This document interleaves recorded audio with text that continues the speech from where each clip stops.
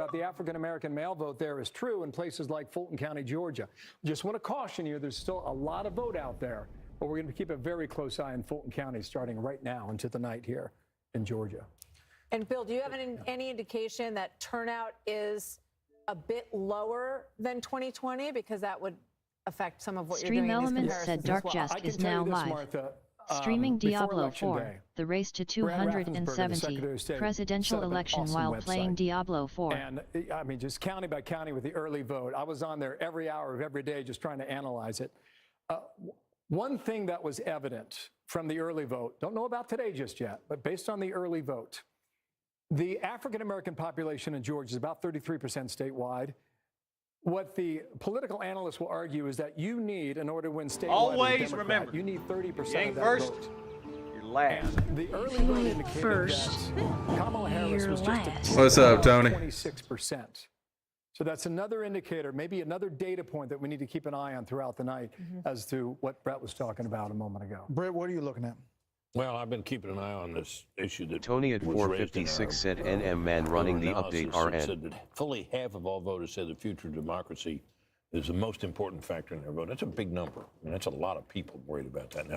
Now, Trump gets some of those. Yeah, I'm about to But 60% get on there myself, sir. I think that issue, democracy, is about one thing, about Trump and fear of Trump. So it's the same factor we keep coming back to time and again is, the Trump factor in this race is, is he able to overcome the resistance to him, which has been so dominant in previous Tony at previous 456 said cycles? was just watching this on Because Prime if you were Video just myself, running on the LOL. issues, that include the most important. Yeah, it won't let me put Tony at YouTube TV 456 up on said was it. just looking for an update on it. But you got half of people thinking that's important. And That's a Trump. That's a a Trump issue. huge issue for 2020, and it also resurfaced a bit with candidates. So like it won't let me 2022 put, that we got blamed for. So the question is, are we going to see the It won't let me put the actual live up. So I have to have If you this work your way back, race to 270 right here. That's about January 6th.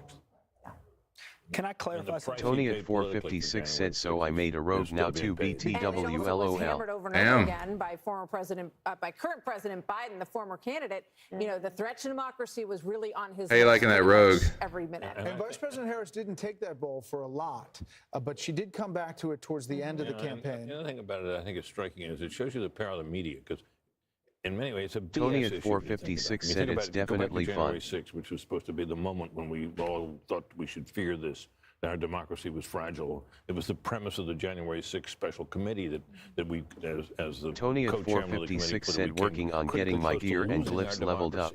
It's ridiculous. I mean, that our democracy is pretty sturdy. Our checks and balances worked. The thing was over in a matter of hours, and yet here we are. It's still a factor. And here we are. With Tony a at political 456 rise said the from build on January Mac's 7th, role is weird though. 2021 to No a imbuement candidate skills. Who is Tony at at least 456 tied said and in That's a true. position that has a path to 270 to win the White House. Stand by, panel, Yeah. if you would.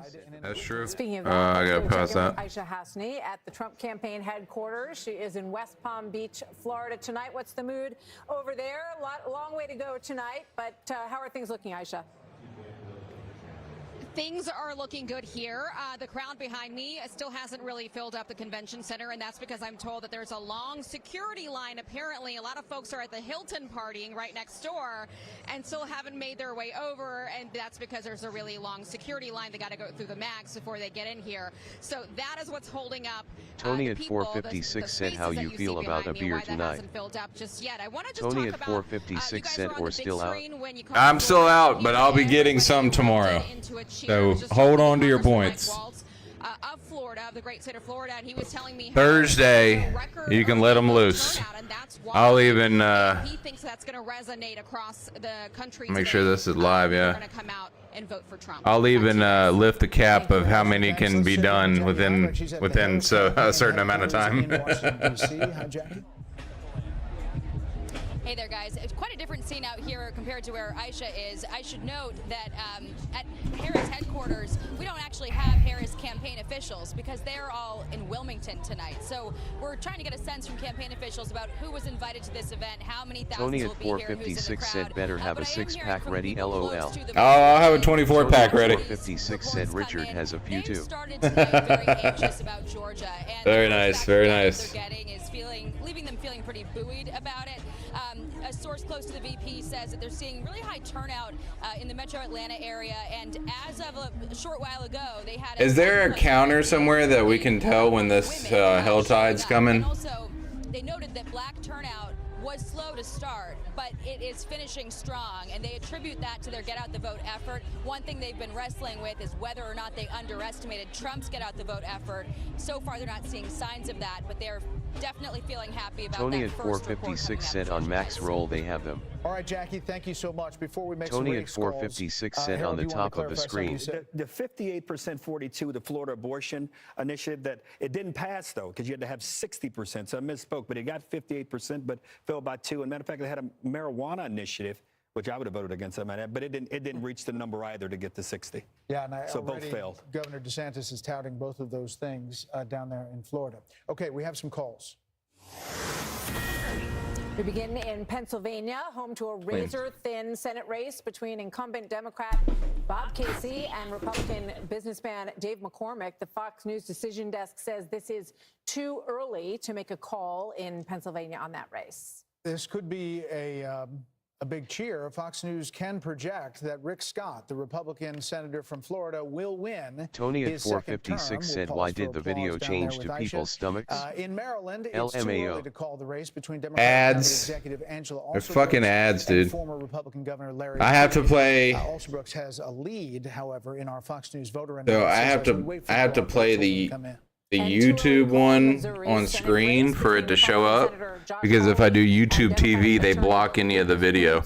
Republican Senator Marsha Blackburn, though, we can tell you, will win once again in the state of Tennessee, another reliably conservative state. I'm gonna try to bring it over Longtime GOP Senator Roger so I can skip those. Home Let me try another something. victory. The Fox News decision desk can project that in Massachusetts, Democratic Senator Elizabeth Warren will win her third term. Connecticut's Democratic Senator Chris Murphy will also win a third term. Not enough data to project the main Senate race quite yet. And in New Jersey, current Democratic House Rep Andy Kim will win his Senate race, putting him in the upper chamber for the first time. This is the Bob Menendez seat. In Delaware, Democratic House Representative Lisa Blunt Rochester will win her first Senate race. In Rhode Island, Democratic Senator Sheldon Whitehouse will return for a fourth term. And let's take a look at the balance of power and how it shapes up. At this point in the evening, 8:18 on the East Coast, you have 43 Republicans securing their seat. One seat was flipped. That is West Virginia. The former governor will now this be is Senator Chief stupid, Justice dude. in West Virginia. 34 Democrats have secured their seats in the Senate, and a long way to go in the upper chamber as well. We have a lot of raw vote totals starting to dump in from those early states. More Democracy 24 coverage ahead as we await the next round of poll closings. While you watch Fox News, stay connected at foxnews.com with live blogs, interactive features, and voter analysis. Foxnews.com. That's the best I can do right there. Someday it's all going to be yours. I promise. The epic return of Yellowstone. There's no peace for this family, only revenge. And our enemies don't fight fair. I know what to do. Believe in me. I've always believed in you. You destroy me, you destroy yourself.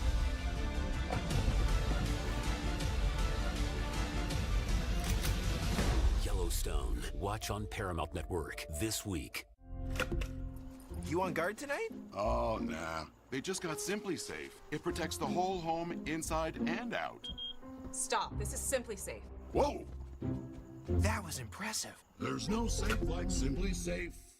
If you're shopping for a home, you could browse hundreds of listings to find homes with big yards, or compare lot sizes all at once.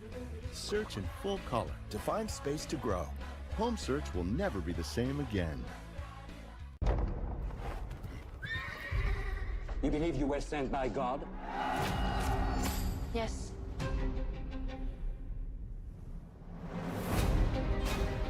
Repent! Come and be baptized in the River Jordan! There.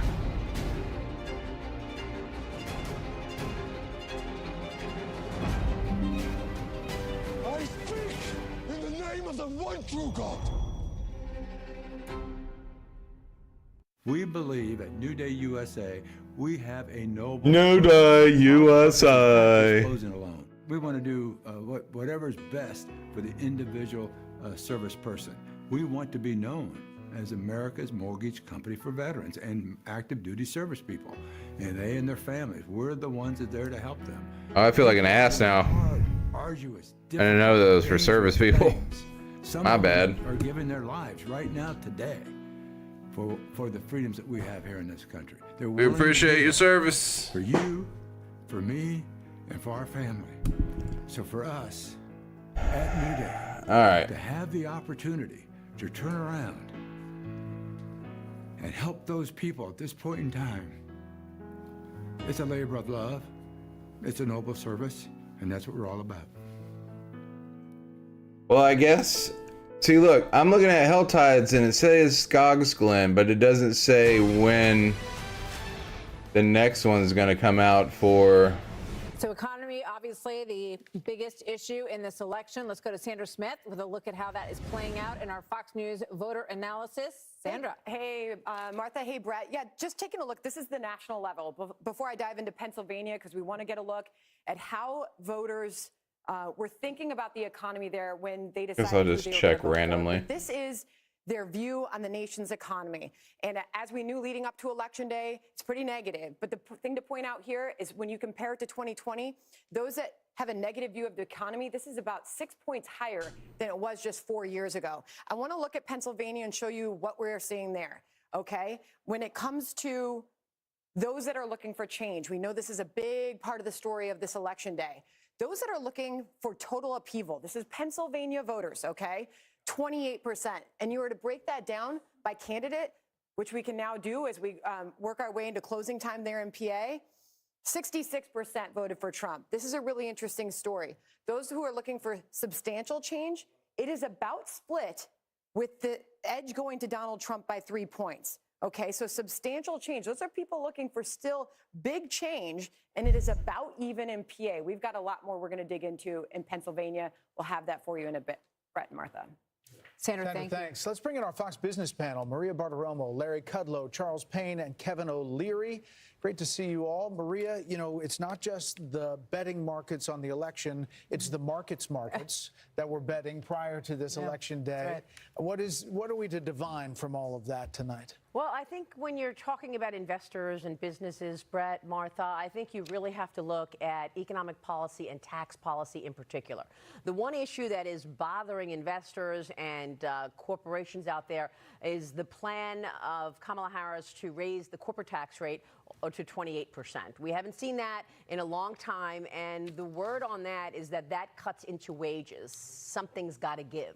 When a corporation is looking at a 28% corporate tax rate, it's likely that that means less money for employees and wages. So that's one of the issues that business and investors are worried about. Her economic policy, of course. I'm worried about everything. Tony at 456 said LMK if you want to party up. Also, you want to expect Tony at 456 said if not, that's okay. Policy, and probably the sleeper of them all is regulation. We can party up, but you might need to mute your mic. Background noise is not good. Harris administration already. Things like a company has to evaluate and assess the impact from emissions from their companies and that company's customers. Very expensive, creates the need to hire lots of consultants, and that's what business is worried about when it comes to economic policy. Maria, thank you. Larry Kudlow joined the party here. Tell us what you're watching as we start to get more of these numbers loading in here on the Electoral College map. Well, I think right now, you know, I'd like to be in Trump's shoes right now, but I don't think it's conclusive. We need more numbers, need more data. Some good news, but I just don't think there are enough numbers. You know, I agree with the assessment that Maria made on the policy front.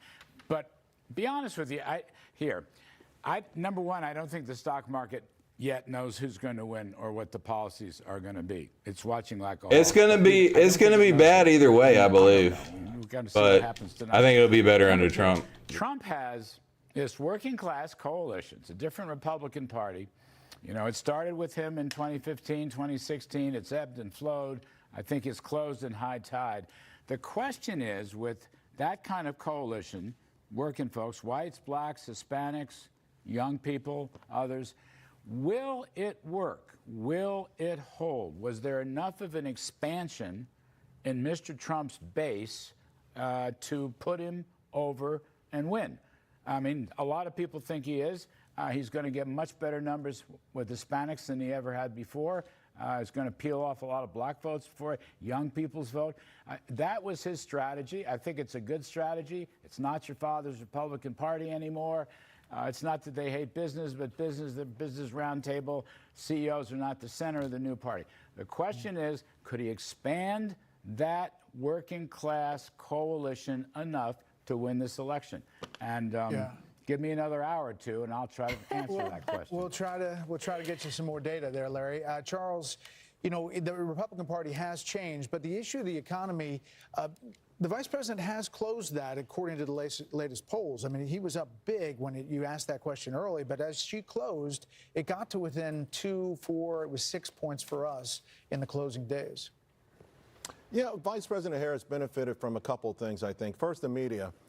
Every time economic data comes out, it's great, phenomenal. Of course, Friday, we learned that last month, we lost 28,000 private sector jobs. And by the way, you can talk about all the storms you want, all the experts who they put together to come up with these consensus numbers. 28,000. Our jobs numbers have been going down steadily since 2021, and now wages are really beginning to drop big time. Last week we had what they call the employment cost index. Wages are dropping, and that's bad news for everyone, particularly folks who are already having trouble keeping up. The inflation issue, and Trump went out on a dangerous limb when he talked about tariffs, because conservative economists hate it. Obviously, the media is going to hate it. No one. Yeah, but the American people like it. Tariffs that he put in already have worked tremendously, have really hit China really hard. And by the way, the Biden administration pounced on them. They didn't take them away. They actually added to them. So, but all that negative press to go out there and say, I'm going to do this, when everyone's saying it's going to hurt the economy, a lot of people are listening to that. But still, folks know the bottom line is that the top 20% of Americans are doing 40% of the consumption. They have made all of the money. It was fun for regular folks when you got the stimmy check and went to the mall, but now everyone outside of the top 20% suffering big time. May I add one thing, Martha, to the comment on jobs? Because here, too, it goes right back to policy, and that is the open border policy. The open border has not just had the effect on national security and our own personal security. The open border is an economic issue. For the last several years, what we have been seeing is an increase in jobs for non-citizens, illegal and legal, and a decrease in jobs for American citizens. That's important. People understand Kevin that. O'Leary, just with the quick time we have left, she has talked a lot about being from the middle class. It was the first sentence out of her mouth a lot. President Trump has been promising a golden age in an American economic future. What do you see winning these voters over tonight? Well, I was disciplined when I was listening to both parties, and disappointed we didn't get into policy enough because it got crazy towards the end last few weeks. Let's go back to taxation. We compete internationally. It's not like this is just isolated to the U.S. A 28% tax rate takes us into the bottom quartile of competition. That means capital goes to other places. That's not a good outcome. So I would have liked to talk more about that. The idea of taxing unrealized capital gains is beyond insane. Nobody ever discussed that in the last 2 weeks. I look at that. I have to invest tomorrow morning no matter what happens. And the idea of price controls, that's a bad idea too. You don't have to invest. And they are very, very dangerous ideas. But don't you think, I mean, with all due respect, Trump hammered away on every single thing you just talked about. He completely opposes the corporate tax. All I remember was Nazi hunters, all right, guys, and I remember firing squads. Well, then you need to read the stories you more guys carefully. Continue the argument. Larry, Maria, Charles, Mr. Wonderful, continue that talk. We're going to make some calls. That's because the hour is upon us, 8:30 p.m. on the East Coast, and the Fox Decision Desk can now project that former President Trump will win Arkansas. Yeah, the baby. state hasn't voted for a Democratic presidential candidate since Bill Clinton. Yeah, baby. Look at the race to 270 as it ticks up. 111 for former President Trump, 72 for Vice President Harris. That'll be on your screen all night in the ticker there on the bottom. And then we'll scroll through the races by state. We'll look at Senate races, some House races, and governor's races as well. We're back with our panel here in studio. I think, Britt, they're still talking about the economy in that other studio. I think they're pretty much. I kind of wish we missed it. We just dip in. Well, they were talking a lot more substance than when we heard on the campaign trail when it came in. They're absolutely right. I mean, we did not have a good debate, for instance, over economic issues, and it clearly is the #1 issue on people's minds. Brett? You know, we didn't really get into policy. I'm keeping an eye here on what are called the non-MAGA Republican voters. Yes. And there's been a lot of discussion over the past several years about whether the anti-Trump Republican, the Never Trump movement, would end up mattering. Our voter analysis memos tells us that if she wins, that will be the decisive factor. I'm not quite sure I buy that, but it's interesting that. And I think that what we have here, and the fact that the Trump campaign has made such an effort to turn out these low propensity voters, that is to say, what we might call unlikely voters, that might be how they plan to make up the difference among Republican voters that they might lose. I think that has been the strategy, right? I mean, Kellyanne? Sure. Well, we've said all night and all week, well, gee, we don't know anything. Well, here's what we do know, that the two parties had a primary season and only one party participated in it, the Republicans. We had a lot of strong men and I think at least one woman running in the Republican primary. One candidate and a super PAC spent $250 million to get 9 electoral votes. Another woman got 97 electoral votes. They spent over $100 million. I like them all very much. I'm glad they're part of the party. Donald Trump has expanded this party. Good candidates expand their party demographically, geographically. Florida, Iowa, Ohio, these are states President Obama won twice with well over 50% of the vote. We don't even talk about them as swing states anymore. He's going to get 1 million extra votes in Florida potentially tonight. So I have to push back a little bit about, is it this disaffected Republican? Every time there's a Republican of note, of name out there that goes and supports Kamala Harris, Liz Cheney and John Kelly and this, everybody just has to cover, the mainstream media has to cover it. They're missing the big story, which is the millions, maybe tens of millions of would-be, could-be, have-been Democrats voting for Donald Trump. They're rank and file people. They don't have big names. They're not going to go on MSNBC and crow about it and go campaign with Kamala Harris. They're showing up today, and they're showing up early. And the fact that he has converted this into the party of the worker, and he has told Americans not everybody has to be stuffed into a 4-year college degree, that the welders, the steel workers in Pennsylvania, the coal miners, they've got a seat at the table. They can work again. It's a big deal. Yeah. And she's not doing that. She's not winning black men. Folks, Barack Obama did not help her bridge this gap, at least in Georgia so far. We'll see in Michigan, Jessica, we Pennsylvania. will see that because that blue wall will really tell us something. But it is changing. The party's changing. There's a lot of Reagan Democrats in this coalition. One of the things to note right now at this hour, we have not called the state of the Commonwealth of Virginia. Right. It is a lot closer than people thought it would be. You know, the Trump campaign did a stop in Virginia. They thought it was closing. We're not calling it yet. No, not yet. And we'll see when that happens. My expectation is still that Kamala Harris will win it. But I understand that President Trump ran an unorthodox campaign in terms of where he went and certainly the things that he was saying. And that's really what I'm paying attention to and what's gone on in Florida. Now, that's great for him, a feather in his cap. Ron DeSantis has done incredible work to make Florida a place that a lot of my own liberal friends are happy to be living. But that is inefficient vote when you are trying to become president. And Donald Trump went to a lot of places, like having a rally here at Madison Square Garden, going to Coachella to give a rally, spending time in New Mexico, which he lost twice. And I think that if Kamala Harris is victorious tonight, there should be some examination of why those campaign stops happened and if his time would have been better spent parked in North Carolina, in Georgia, in Arizona, and one of the blue wall states that he has to pick up, Pennsylvania, for sure. We've got to go ahead. Yeah, we'll see how that inefficient vote is. It's a real issue, and we have to see whether or not it actually pans out. And one of the reasons he went to New York and New Mexico were these House races. I mean, there are House races in all of those places. So And she did the same thing in places as well. We're going to hold on. We're going to take a quick break. We're going to be right back with the panel, and we're going to dig into a lot of these numbers. Major poll closings coming up. We'll get our first look at Arizona.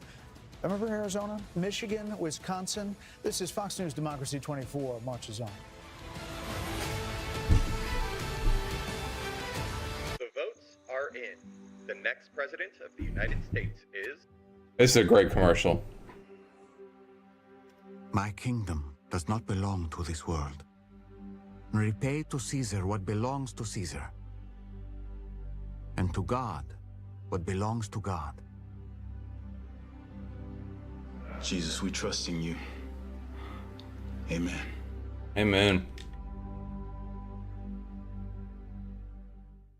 I got this $1,000 camera for only $41 on DealDash. DealDash.com. Online auctions since 2009. This PlayStation 5 sold for only 50 cents. This iPad Pro sold for less than $34. And this Nintendo Switch sold for less than $20. I got this KitchenAid stand mixer for only $56.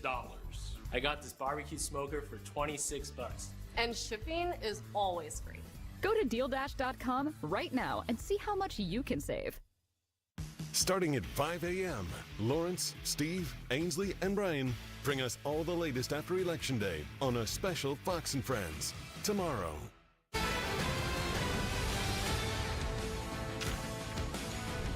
Back, and let's get a live look, she said, at Pennsylvania, where Alexandria Hoff is in Newtown tonight. Hi, Alexandria.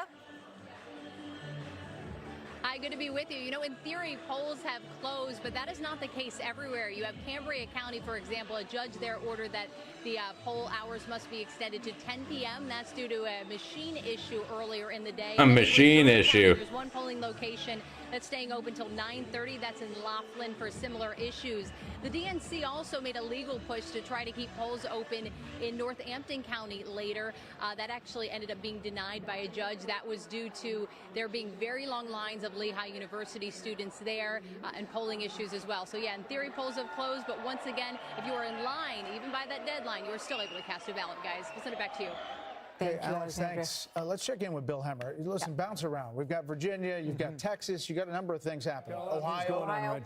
Yeah, let's get to it, okay? So this is Georgia. I just want to set this up for a moment here. She's performing slightly better than Biden in Douglas County. There's all the metro counties. Yeah, but it looks like Trump's winning there right now. County. I still see a little of a sticky move here in Fulton County, okay? And maybe that becomes significant because of how many people live there. The problem here is that you've got DeKalb County, nothing reporting because the polls were suspended from that threat. So this is the first number I've seen from Gwinnett, all right? You're 16% in. She got about 60% of the votes, so a lot of the vote still remains out there. Let's move away from Georgia as requested. This is kind of interesting, guys. I mean, a lot of you folks live in the Washington, D.C. area. And right now, this is, 40% of the vote in Virginia, the Commonwealth here. Donald Trump's got an edge here, okay? That's 8,000 raw votes. That's 0.4 percentage points. Here's the catch, however. A lot of this map's starting to fill in. This right here across from Washington, D.C. is Fairfax County, all right? Fairfax County is number 1 out of 133 counties in Virginia based on population. At the moment, you still have at least half of the vote still outstanding, and you see Kamala Harris was 67%. You would expect that in Fairfax. I'm just making the argument there's a lot of votes still out there, and it may determine whether or not the margin statewide hangs where it is right now or whether or not it changes, okay? So watch that. You mentioned Texas. Let's jump on down there, and I'll tell you what's going on in Texas, all right? Too soon to call. Half of the vote is in. Half of the estimated vote is in at 51%. Trump's got a lead right now. 51.9 in Texas? Come on, Lone Star. The pollsters had in Texas thus far this year. I'm going to come back to Georgia in a moment. Let me just see what's happening in Pennsylvania because this is critical too. All right, so there's a ton of vote out there, by the way. I mean, there's no conclusions at the Keystone State. You're at 11%. I would keep an eye, on Pittsburgh. I'd keep an eye on Philadelphia. In fact, if we can, do we have a moment here? Why don't we go ahead and do the vote? Let's go ahead and do that, right? Let's do the vote margin for Pennsylvania, and let's see what's happening here. What we've done for you is we've tried to set up the state in a way where the more prominent counties are more extended than the others. So you see Philadelphia in the east and Pittsburgh and Allegheny County in the west. And the darker the blue, the more Democratic the vote is. The darker the red, the more Republican the vote is. If you see shades of blue, that means the margin in that county is 10% or less. If you see a shade of red, like a rosé, it's happy hour somewhere. If you see a shade of rosé, that's 10% or less too. So those are counties that we want to watch. Let's look at the vote margin now for Georgia. This is interesting, right? So we just went over there on the board and we showed you the metro counties throughout Atlanta. Let's find out where the outstanding vote for Georgia is at the moment. So what we want to do here, the deeper the purple, the more outstanding votes. So you can go to the more populated counties, perhaps like DeKalb County. You can look at DeKalb on the map, 0% in the upper right-hand corner. Can't know anything from DeKalb. What about Fulton? Fulton. You see, Fulton, 70% of that vote is now in. So that's certainly one to watch. What about Gwinnett? All right, still at 16%. Kevin, go ahead and arm up and look at Cobb County, just to the northwest of Atlanta there. This is Newt Gingrich's old district, heavily Republican for decades, and around 2016, it flipped toward the Democrats, and right now, a little more than 50% of the vote in. So, Kevin, come on back down here a moment. One county I haven't checked in on, when you look at the African-American turnout, look at Chatham. Chatham is where Savannah is, down there along the coast. You only have 5% of the vote reporting. Chatham was one of those counties 5%. in 2020 that took forever to get the vote in. I don't know if that's going to be the same way again this year. But well, it looks like it if there's only 5%. African-American turnout, as we suggested a moment ago, about African-American men supporting Donald Trump. Let's go ahead and look at the vote margin, rather, for Georgia. The vote margin for Georgia right now, let's go statewide.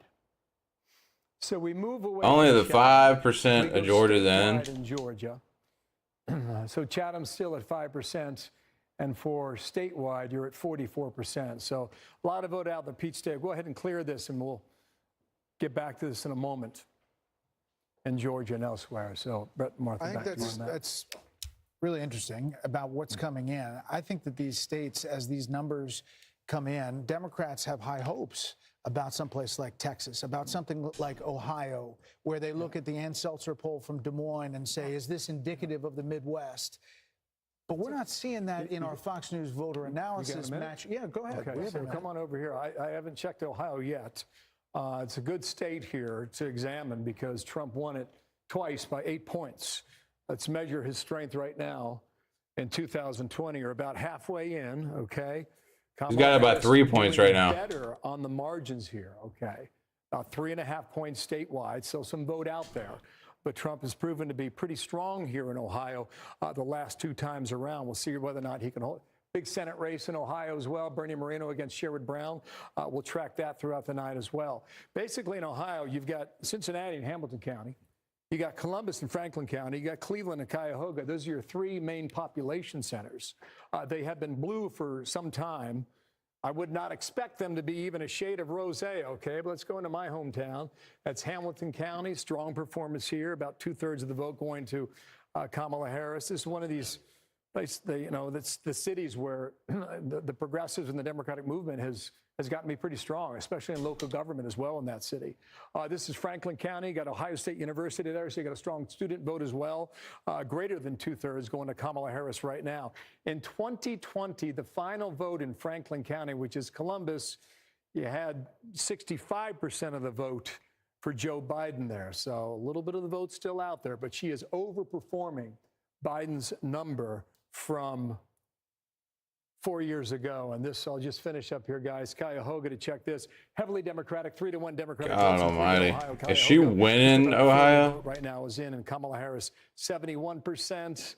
And Biden was at 66. So that'd be a good number for Kamala Harris if indeed that holds up. And I think that kind of tells us a little bit. Okay, no, she's not winning the overall. Just that one county. Well, one of the things I think is pretty interesting is especially when you're looking at or considering the political realignment that we're living in, and also the population changes, right? So post-COVID, people leaving the North and the Midwest and going South. That's one of the things that, as somebody from Colorado will say, all these people moved in from California, And Colorado was reliably red when I was a kid. It is now reliably blue. And so you get South Park making fun of California all the time and being very frustrated that they moved there. That's not happening in the South. So if people are leaving the Northeast and moving to Florida, they're not all of a sudden bringing a bunch of Democratic politics with them. So there might be a little bit of a change here to watch in the numbers there. The other thing I wanted to say is that one of the things I think we're seeing, especially with some of these lower propensity voters, or whatever we're calling them, unlikely voters, is that the policy of the Biden-Harris administration pushed them into politics and into voting because their situation is dire.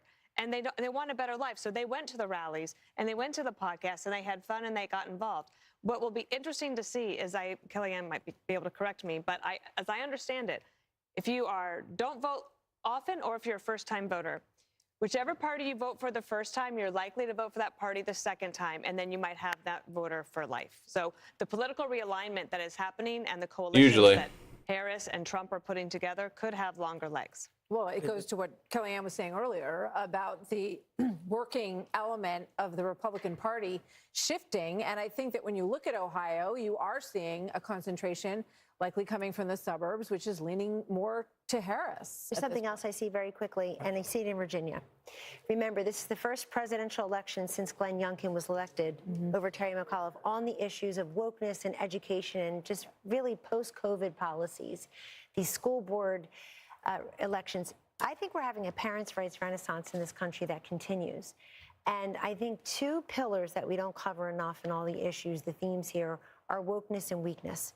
In our Fox News voter analysis, Trump is seen as the strong leader by more than 10 points over Kamala Harris, strength over weakness.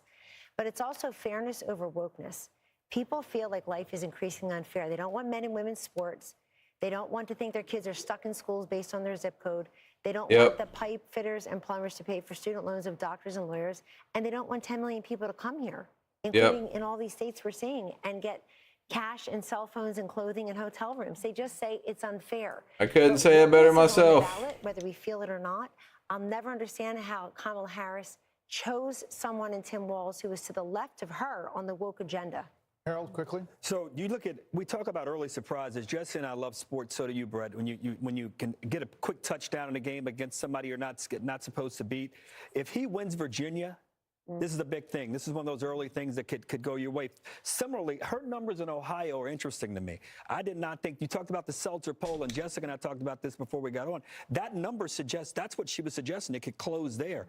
We'll see as the night goes on. But Georgia, North Carolina still, the states that she's got to perform well in, maybe win one. And if he can win Virginia, we thought we were going to have a long night. We might have a longer night. As we talk about these numbers here over the next few hours. It might be a shorter night. Or shorter if if it's Virginia. So we really have to look at the gender breakdown in these states and where we are at half the vote in some place like Ohio and Texas, where that vote's coming from. We're going to get that. Coming up. Minutes away, Brett. That is what we're dealing with. We're going to get some major poll closings that are coming up. Arizona, Michigan, and Wisconsin all about to close. And Sean Hannity will enter our chat as our special coverage continues. Yeah, Sean. Everyone's getting that new Simply Safe outdoor monitoring. How do we compete with AI-powered outdoor cameras and live agent monitoring? Stop. This is Simply Safe. Whoa! I didn't even see those guys. There's no safe like Simply Safe. I joined the Army in 2004. The later part of my military service, I operated as a civil affairs team leader within special operations. Our job was to effect change with the mission of defeating ISIS. We were doing a routine combat patrol where we were at one of the schools where girls had returned to school. We were getting ready to return home. ISIS saw that they were losing control, losing their grip on the people, that they targeted my team for like an assassination. An ISIS suicide bomber had squeezed his way into my team and detonated a suicide vest. Damn it, boy. Damn it, boy. I had a total of 22 life-saving surgeries over 2 years that I spent in the hospital. We were worried. We didn't know how we were going to be able to pay for the house. how we were going to continue to pay our mortgage. That's when the Tunnel to Towers Foundation stepped in and said, we have a solution for your problem. We don't have to worry about packing up and moving somewhere else because Tunnel to Towers Foundation is going to help us make this a forever home. That's awesome. It was very emotional and heartwarming to see Jonathan and his family come into their new home because they're going to be spending so many happy moments here in this beautiful home. Tunnel to Towers Foundation didn't just provide me with a way to be independent in my own place, but they gave me hope. Hope for the future, knowledge that I can overcome these things, but I don't have to do it alone. Hello, I'm Major Jonathan Turnbull, United States Army retired. The Tunnel to Towers Foundation built me a smart home that will give me more independence and a better quality of life. I am asking you to donate $11 a month so that T2T can help others that were injured while protecting our great country. Please visit t2t.org or call 1-844-BRAVEST. Our God calls us!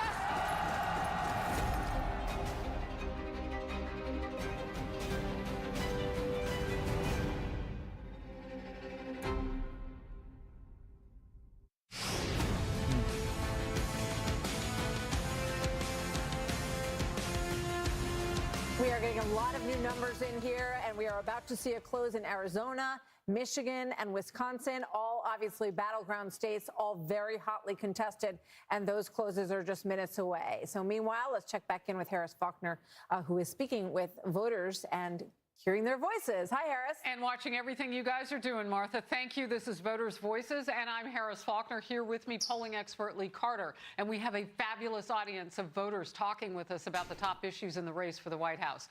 Most polls show the economy is the voters' top issue. Now a clip from Vice President Kamala Harris. The lines on the screen show how voters reacted to the comment in real time. That's what you've gathered. And the red lines represent Republicans, the blue Democrats, the gray are independents. Here it is. While inflation is down and wages are up, prices are still too high. You know it and I know it.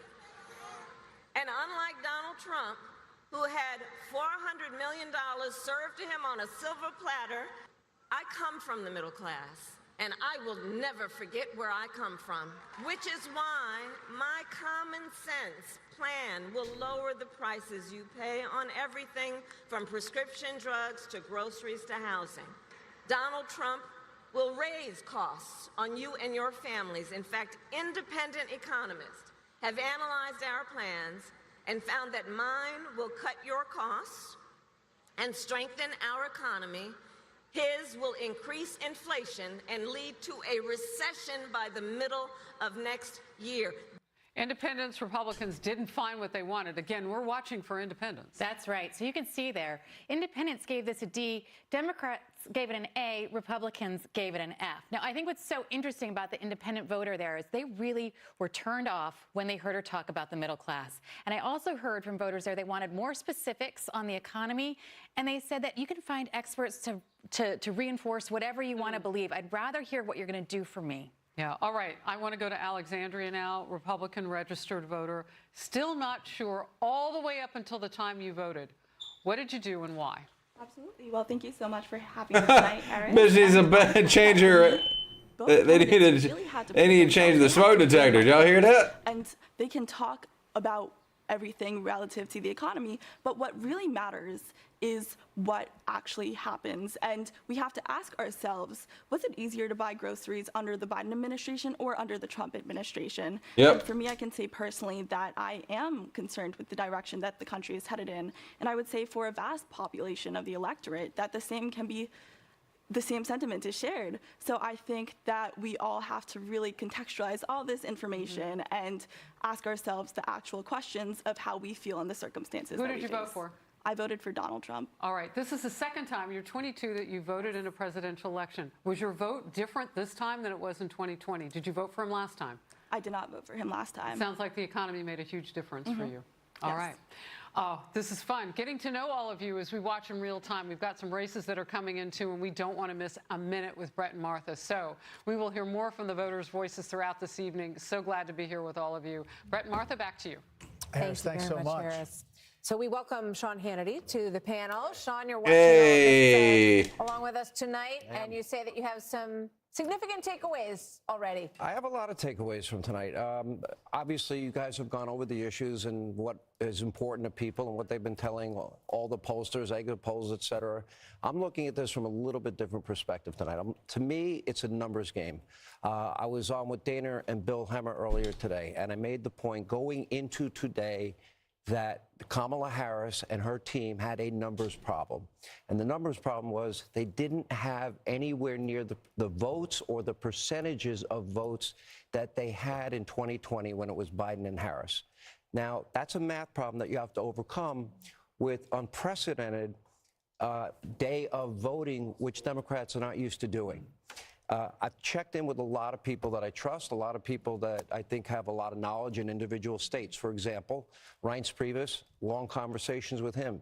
He feels that the turnout was so massive for Republicans in the lead up to today, and that the Democrats did not show up in the numbers that would be needed to overtake that early lead that was built up in the early voting. And that's also backed up by Mark Halperin. If you took a look, he's been doing a really good job analyzing numbers, I think. Now, in Philadelphia, I'm trying to get an answer that I'd like an important question to. I did notice other networks, they kept showing Temple University and a massive line of students. Okay. The only problem was, if you go back to early voting in 2020, the Democrats had a 1.1 million vote lead heading into Election Day. This year it was about 400,000. So that's a 700,000 vote decline in a year. That would mean today they would have needed massive turnout. They would need massive turnout, yes, at the universities. It seems like they got it. But there's about 25,000 students that go to Temple. There's about 10,000 that go to Penn State. There's about 6,000. And not all of those are going to be voting for Kamala. Okay, that's. I mean, honestly, 700,000 votes. So then we look at traditionally, who else is voting in Philly? African Americans, a lot of union workers. Did they show up in the numbers? There are people reporting that it was a massive turnout in Philly today. I just got off the phone with the Trump War Room in Philadelphia, and they said they don't see it. Now, it's either one way or the other. The fact that they don't know the answer to that is a little surprising to me. If those numbers aren't there, that means Pennsylvania is a state that is in the state of play big time tonight. It may not show up early, but it'll show up as the night evolves, just like Wisconsin will. I would just mention one other thing about the college students is that there's been such a focus on young men, and these podcasts are the podcasts that college boys are watching and listening to. College boys. Jake Paul, all of these guys. So, just because they're in college doesn't mean this time around that they're necessarily voting the way that you think college students would. We also welcome Kayleigh McEnany, Trey Gowdy. Kayleigh, the interesting thing I mentioned earlier was Florida. We've already called that state for the former president, but inside those numbers, there's a massive Puerto Rican turnout in Osceola County and other places. Yes. Dude, if Trump wins, he needs to hire Kayleigh again as the press secretary. Really upset the Puerto Rican vote outpouring. If she would do Trump it. won that overwhelmingly with a massive Puerto Rican turnout. I'm not sure it affects things one-to-one, but it is interesting to look at. It is. So Osceola County, as you point out, a big Puerto Rican population. Listen to this. Joe Biden won Osceola County by 14%. With 95% reporting currently, Donald Trump is leading by 1. Now, what other national lessons can we take from Florida? Miami-Dade County, a huge Latino population. No presidential candidate has won that since 1988. Ron DeSantis, of course, won Miami-Dade as a governor. But currently, Donald Trump in Miami-Dade County with 95% reporting is plus 11. Yeah. Thank you. The electoral vote count about to go up. Stay tuned. We are seconds away from 15 states, including New York, Colorado. Well, we know how New York's going to vote. Critical battlegrounds. We are going to win the state of Michigan. Arizona, we need to fight this battle on every front. With 163 electoral votes on the line, we have the results as they come in. The moment is here. America is watching.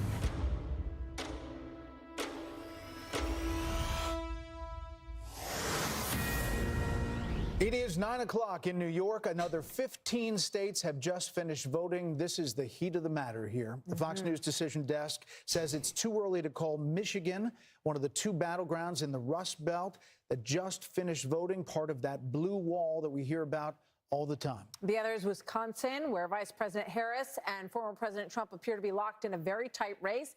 And again, this is too early, not too close, but too early to call many of these races. Arizona also too early to call as the polls are closing there. Fox News can project that former President Trump will win Texas. That locks 40 more electoral votes into his column. Former president also has a lead in Iowa. There's no call at the top of the hour here. Remember that Iowa poll had people scrambling there at the Des Moines Register saying it was Harris lead by 3. Yeah, the same day Emerson had him up by 10, but that got a lot of people's attention because Ann Seltzer is such a well-known and usually correct pollster. So we'll see how Iowa plays out tonight. In Nebraska, yeah, we'll see. The Fox News decision desk can project that Trump will win the statewide vote. Nebraska gives 2 electoral votes to the winner of the state and 1 vote to the presidential winner in each of their districts. So Trump will also win Nebraska's 1st and 3rd districts. Yeah. The suburban 2nd district, Omaha, which is the blue dot that we have talked so much about. That is too early to call, but Harris has a lead there. The Fox News decision desk can project that Vice President Harris will win New York, giving the vice president 28 more electoral votes. She also has a lead in Minnesota. God almighty, 28 for New York? Which closed in recent days. Jesus Christ. Obviously, the vice presidential candidate, Tim Walz, from Minnesota. And now Fox News can project a Harris victory in Colorado as well. She gets 10 more electoral college votes there. New Mexico, too early to call, but Harris has a lead, according to our Fox News voter analysis in New Mexico. Former President Trump will win Louisiana, which has voted for a Republican in every election this century. Pretty sure we were going to get that one. Trump also wins Kansas, adding another 6 electoral votes to his tally. The former president will win North Dakota, a longtime conservative state as well. He will also take South Dakota, which often mirrors the vote of its neighbor to the north. Yeah. And Fox News can project Yawning that Louse the said former best president will win viewers on Wyoming, Streambook. where 3 Com. electoral Remove votes. the space So there you at see 3 the tally HVBNOC. on your screen. 178 electoral votes to 113. That map of the U.S. is slowly filling in, and we will continue to bring that to you throughout the night as we make more calls. So moving to the Senate and back to the Rust Belt as well. The Fox News decision desk say it is too early to call this race, which we've been watching between incumbent Democratic Senator Tammy Baldwin, who is in a close race now with Lady Republican K2024 said fake peeps front-facing baby chick. Michigan Senate race also too early to call. Peeps. Former GOP Congressman Mike Rogers competing against current Democratic House Representative Alyssa Slotkin. In Arizona, Democratic House Representative Ruben Reyes has a lead on Republican candidate Carrie Lake. Also too early to call out there. Let's go to Nebraska, and there are 2 Senate races on the ballot today, and the race between incumbent Deb Fischer and independent Dan Osborne. Independent is killing it. Close to call and too early to call, I should say, according to our decision desk. Fox News can project that Republican Pete Ricketts will continue to serve as a Nebraska senator. In Texas, 2-term Senator Ted Cruz is locked in a close race against current Democratic Congressman Colin Allred. Really? Too early to call that. Ted Cruz better win that. Desk, but they can project that Minnesota. I love him. Ted Cruz is awesome. 4th term. New York Democratic Senator Kristen He tells it how it is. Another term in the Empire State, and Democrats will hold their seat in New Mexico, where Senator Martin Heinrich defeats Republican Nella Domenici. Daughter of the late Senator Domenici. Yes. North Dakota's GOP Senator Kevin Cramer will easily win a 2nd term. And in Wyoming, Senator John Barrasso will also win re-election. God, New York, 28 fucking electoral votes. That's crazy. Is stacking up at this hour, 9:04 on the East Coast. And we have 46 Republicans. The one flip, which we have mentioned, is West Virginia. Y'all got a Trump Tower there, man. Y'all ain't going to help that man out. Early at this point in the night, 37 Democrats are hanging on to their seats in the United States Senate. I think this is like where everything starts to gel. Exactly. And we start to get more of the hard numbers. Let's go to Bill at the billboard. Yeah. Harold, I'm sorry, Texas went to the Republicans. No, I just think the numbers. I'm only looking at some of the popular vote numbers and how the candidates performing with minority voters. I know what you're looking at. 178 I'm just joking with for you. Trump. Go blue. Okay, so a couple things here. Yeah, go blue. What are you talking about? Michigan. We'll be at Ohio in a moment here, Harold. Hang on 1 second there, Bob. Okay, just want to show you this. I mean, this is really, it's got to be your target right now. You know, Fulton County, heavily populated, and a ton of votes there, okay? That hasn't really moved, so the estimated number of votes still out is about 30%, and Kamala Harris hanging in there with 700. She's going to win the county, okay? The question is the margin. And the question is whether or not, you know, Trump is chewing in this African-American male vote that we were talking about, because I want to come up to North Carolina. I'll show you a county. Okay, this is rural, and it's also African-American. He's winning North Carolina 51.9% to 47.1. Anson, all right? Trump's winning. Yeah, he is. What's that mean? Okay, this is Biden 4 years ago by 4 points, okay? So Trump right now flipping that county, that, you know, is there a minority vote out there that is helping to buoy his campaign? It's something we got to consider. Another thing I want to point out, just while I got you here, okay, guys? This is the part of the state that was racked by that hurricane, all right? This is Trump territory, all right? 61%. Yeah, because he went up there and nobody from the Democratic Party did. But come in here for a little bit. This is Buncombe, all right? This is Asheville. You expect this to go blue. Indeed, it has right now, about 2/3 of the vote. No, sorry, 60% of the vote in. She's got 2/3 of the vote right now.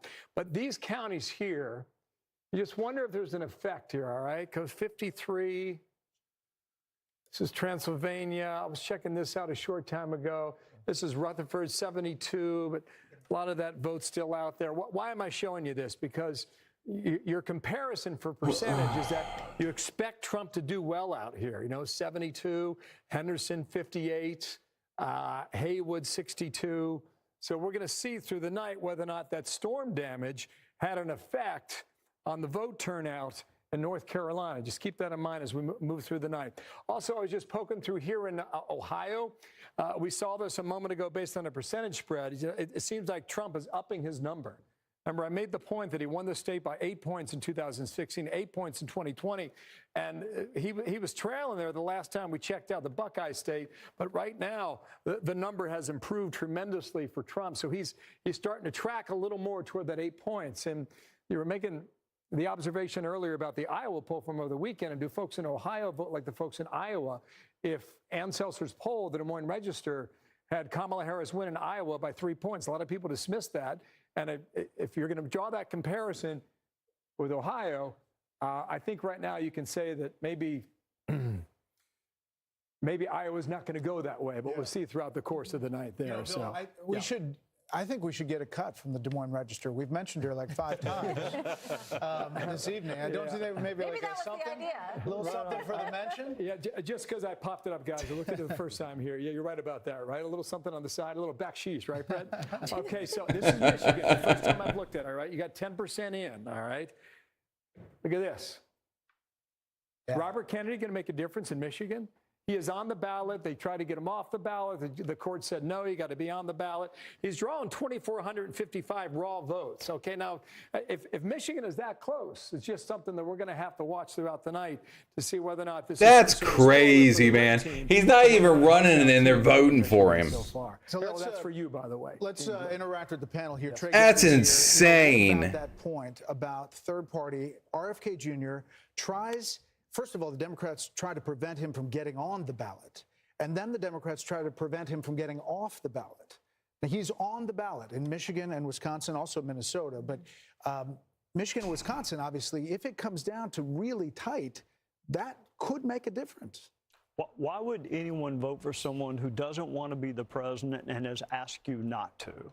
That's what I'm trying to figure out. Right? 4% that are voting for someone who has begged you not to vote for him. If you want to see him in Washington, don't vote for him. But it reminds me of Jill. You want to see him in Washington, vote for Trump. He's going to be on Trump's health and safety board. Cost Bush a presidential election.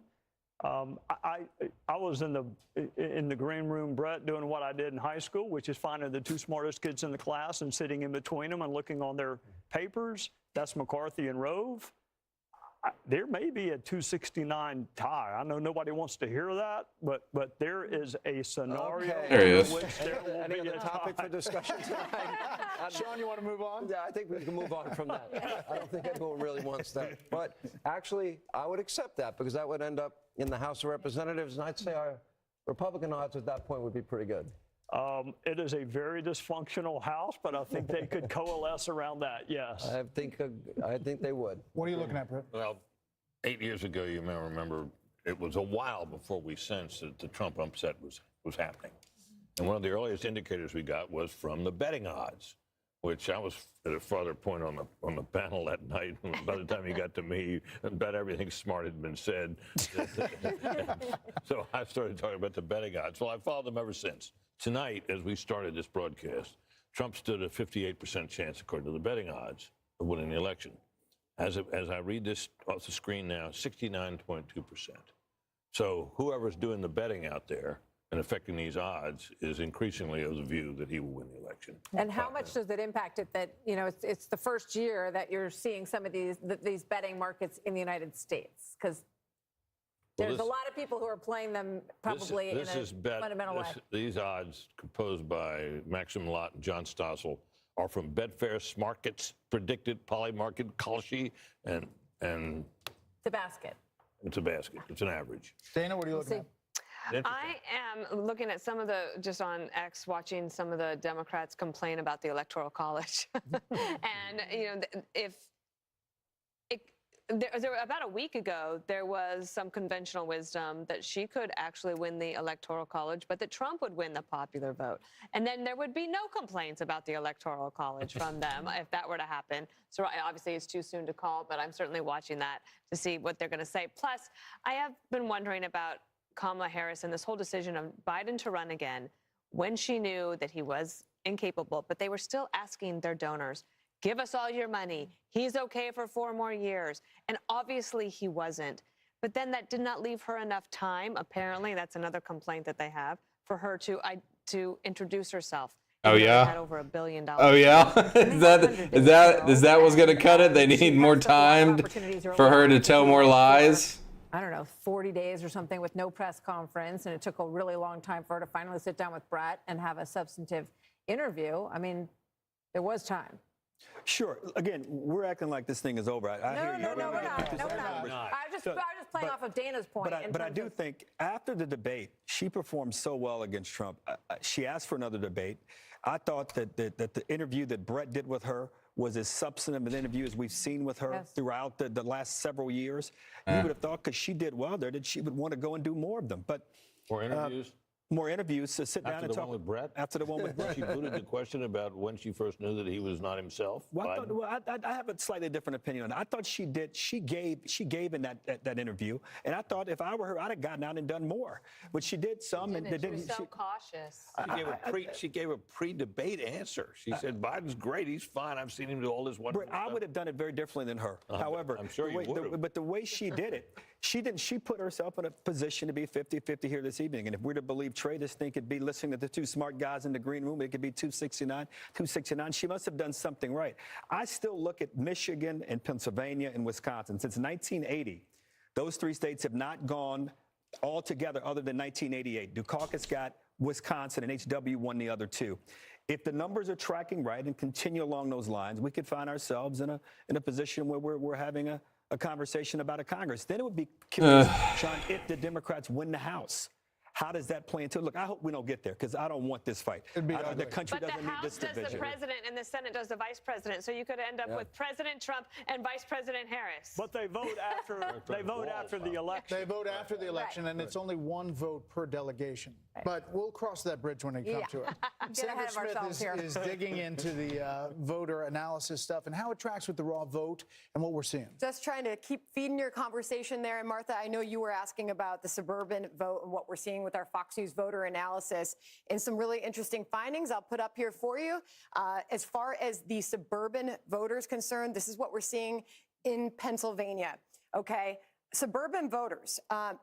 Kamala Harris right now has the lead, okay? But this is about a 6-point difference. And if you were to put this in perspective with what we saw in 2020, Biden was leading with this group, suburban voters in Pennsylvania, by 10 percentage points. This is a 6-point margin by which she's leading. So she is not leading with the suburban voter in Pennsylvania by the same margin as Joe Biden in 2020. All right, if I were to break that out by gender, this is also telling another story, okay? Suburban women, Martha, you were asking about this. This is what we're seeing in Pennsylvania. Obviously, they have been courting those voters on the ground there. This is almost identical, the margin that she's leading by. Joe Biden led by this over Donald Trump in 2020. So not a lot of movement there. We also talked about the story that was developing with the black voters down in Georgia. I can also report to you, Brett and Martha, right now that Donald Trump, is leading by more with the black voter in Pennsylvania than he was in 2020. Back to you guys. So big numbers. Yeah. You got a call to make. Fox News can now project that Donald Trump will win the state of Ohio 54.2% to 45%. So obviously that was what was anticipated in the early polling. He was ahead by about 8 points. This is a 9-point stretch, so a little bit higher than the most recent polling was showing in the state of Ohio, but a solid win for him in what used to be a swing state, but hasn't been for quite some time. And obviously, there's 54% of the vote in. But as you look at the Electoral College, 195 to 113. Again, Ohio used to be the swingiest of swing states, no longer, very Republican, much like Florida. And now it ticks on. Obviously, we're looking at these battleground states. One of them, Sean Hannity, it seems, is Virginia. You just got a message from the governor? I've been communicating with Governor Youngkin, and the last text, at one point I said, so it's not in reach. He just said, hold on, really tight. Yeah. Exact quote from Glenn Youngkin. Here's what's interesting. All night I've been looking for an answer to the question about turnout in Philly and the suburbs of Philly. We talked earlier about the university population. That's one part of the population. But the vote lead was 700,000 below what they were in 2020. So that a lot of ground to make up.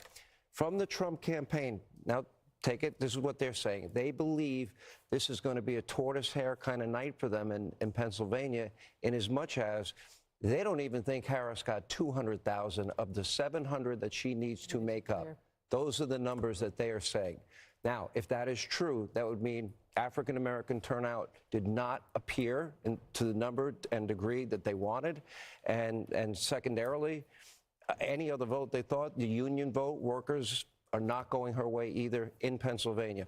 Anecdotal, that's their side, but I'm telling you what they're thinking. That raises obvious questions. You know, if you're Joe Biden at the White House right now, sitting at home, you're thinking, I'm Scranton Joe, and I have this great relationship with the unions all these years. And if she does end up, and we just want to continue to caution that we're waiting for a lot of data to come in here, he's shaking his head and saying, I could have won. It's just interesting that they're analyzing this data like we all are. Yes. And that is their take on it. I'm sure the Harris campaign, for the better part of the night, I was hearing from either reporters or Democrats. Believe it or not, I have a few of those friends. And I was hearing from them, oh, huge turnout in Philly, huge turnout in Philly. And I said, tell me, where's the turnout? Could never get an answer. Right. And so finally, now the answer is beginning to come in. And that would be the Trump War Room. That would be the Mar-a-Lago crowd. Their degree of confidence is going up minute by minute. Yeah. Take that for what it's worth. Okay, Harold, let me just ask you this. I was in communication with Harris folks, with Democrats. They haven't had anything in a while. I mean, are you hearing anything from? My communication resembles yours. I've not had a lot of that either. I think these numbers are concerning. The numbers that Sandra's raising on the other side there, combined with what you just said, Sean, is room for concern in both Virginia and Pennsylvania. So I've not heard anything either. Okay. The polls are closed in battleground Wisconsin. We're going to check in there on the ground with senior correspondent Mike Tobin in Milwaukee, learning about some issues with more than a dozen tabulation machines. What's that about, Mike? A195, baby. More than a dozen tabulation machines and 31,000 ballots. And as a result, the city put out an all-call for volunteers. So they've got firefighters, healthcare workers, and IT workers all showing up here to help with the retabulation of those 31,000 ballots. Now, the heart of the problem, I can show you as we zoom in over my shoulder, are these tabulation machines. There are 13 of these tabulation machines here at Central Count. If you look close to the back of that machine, there are stickers on the back of the machine. Those act as the seal. The seals were in place, according to city officials and election commission officials, but there's a locking mechanism there as well. A Republican observer noted that the locking mechanisms had not been engaged. First, we were told on one machine, then some of the machines, then all 13 machines. Wow. 31,000 ballots in question. The city says they believe the integrity of those votes was never compromised. Still, out of 107,000 Let me see the video. Tabulated. Some 43,000 ballots have been counted here as of this point, but they've got these additional volunteers to try to speed up the process. We expected to get final numbers somewhere around 1 or 2 a.m. The city now only says it's going to be later than that. The city wants to pass this off as an abundance of caution or a very cautious move. Republicans are upset about it. Of course. The RNC chairs, Michael Whatley and Laura Trump, put out a statement calling this an unacceptable example of incompetence. Wisconsin officials are here to try to get some questions answered. Brett and Martha? It's a long night in Milwaukee. Thank you, Mike. So the Fox News decision desk can now project that Vice President Harris will win Delaware, the home state of President Biden. And there is the look at the race to 270. That makes it Trump 195, Harris 113 at this hour. And we have another call to make as well. In a key governor's race, Fox News can now project that Republican Kelly Ayotte will become the next governor of New Hampshire. She defeats Democrat Joyce Gregg.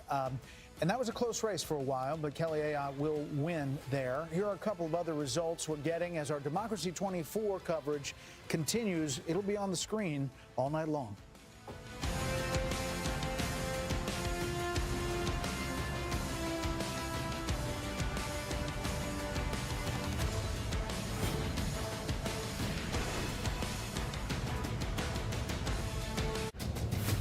America is watching.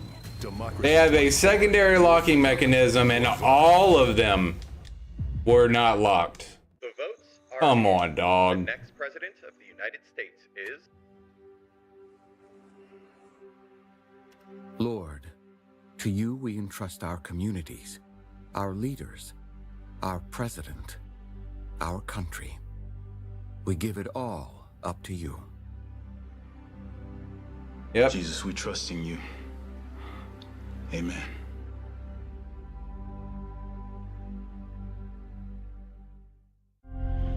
At Simply Safe, your safety is the only thing that matters. We designed smarter ways to detect motion for fast emergency response. We create HD cameras so you can see what's happening in your home from anywhere. All powered by Fast Protect technology. Exclusively from Simply Safe for faster police response. Get Simply Safe today with no contracts or cancellation fees, so you're never locked in. There's no safe like Simply Safe. Pause for the facts.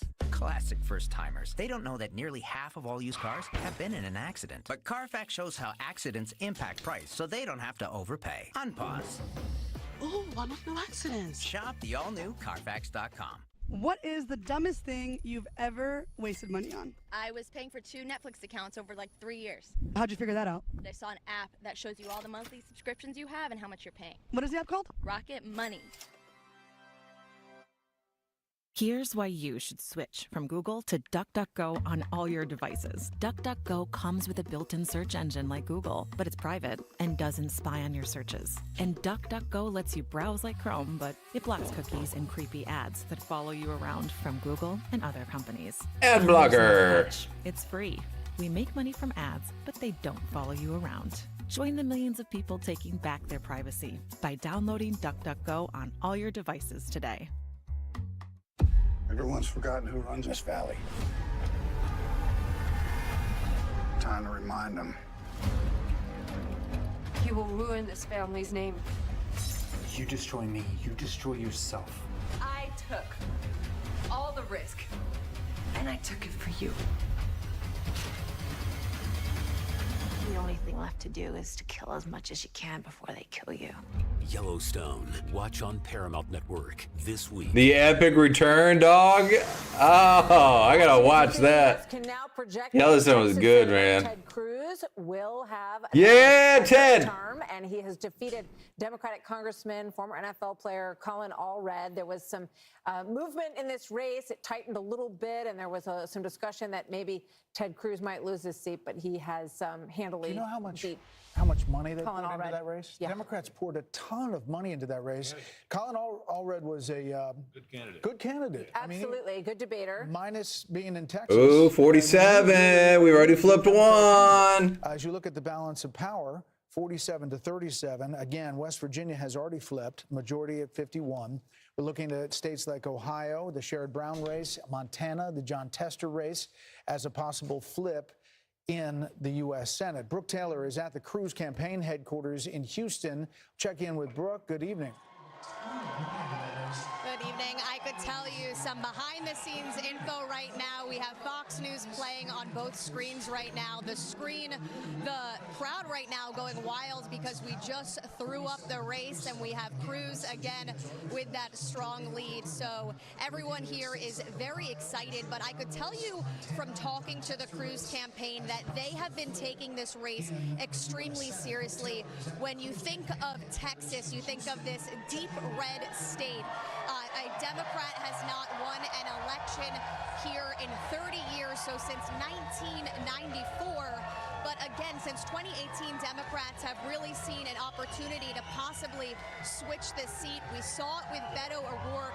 Cruz won by just 3 points, and Cruz's campaign hoping to have a real win here. They are not going to make that mistake. They are going to take this extremely seriously. But again, the crowd here going wild. They are very excited about this. I will toss it back to you guys. Okay, Brooke Taylor, thanks so much.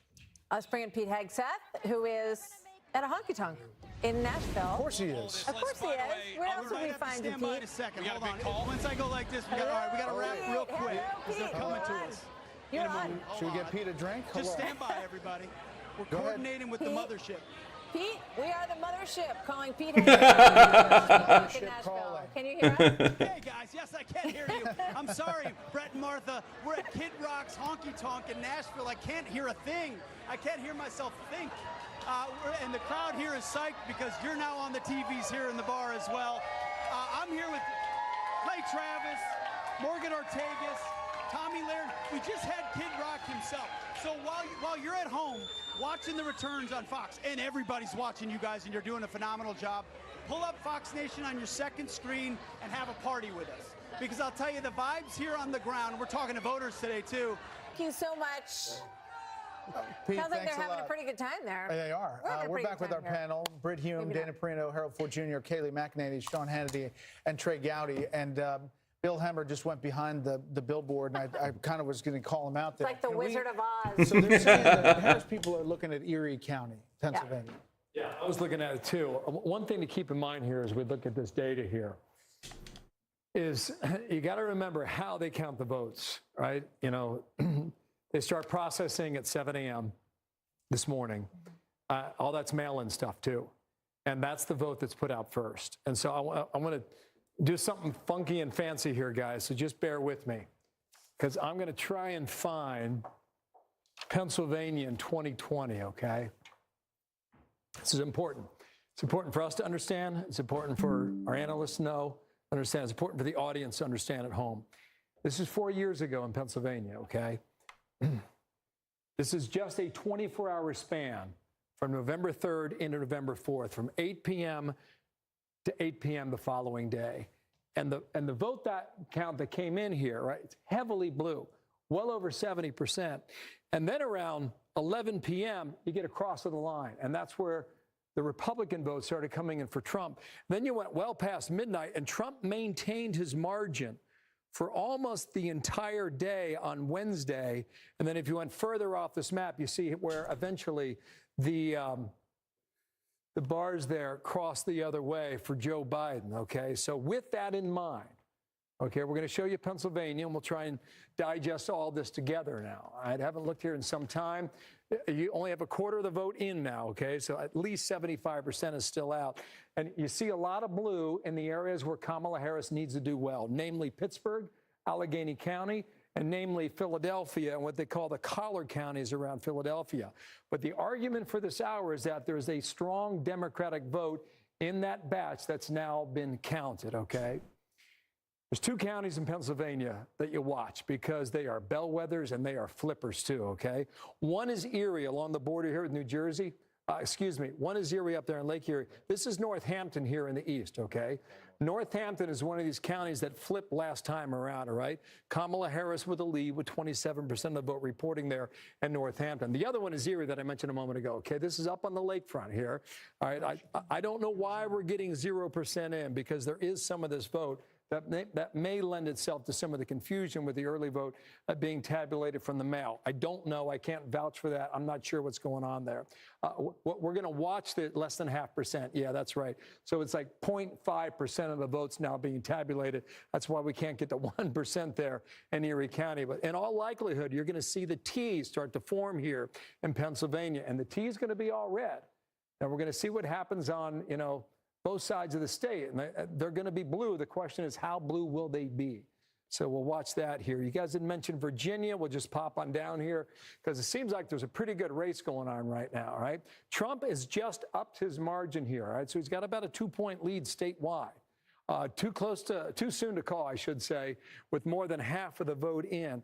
Here is where you need to look, all right? This is Washington, D.C. This is Fairfax County, #1 populated county in all of 133. There's 40% of the vote that has not yet been tabulated into this, okay? Biden, sorry to interrupt. Sorry, what's that? Where was it for Biden? Go ahead. Yeah, I'll show you. Yeah, I sure will. So a lot of that 40% outstanding is going to go for Harris, but we just don't know how much in the most populated county, okay? So go back 4 years. This is 2020.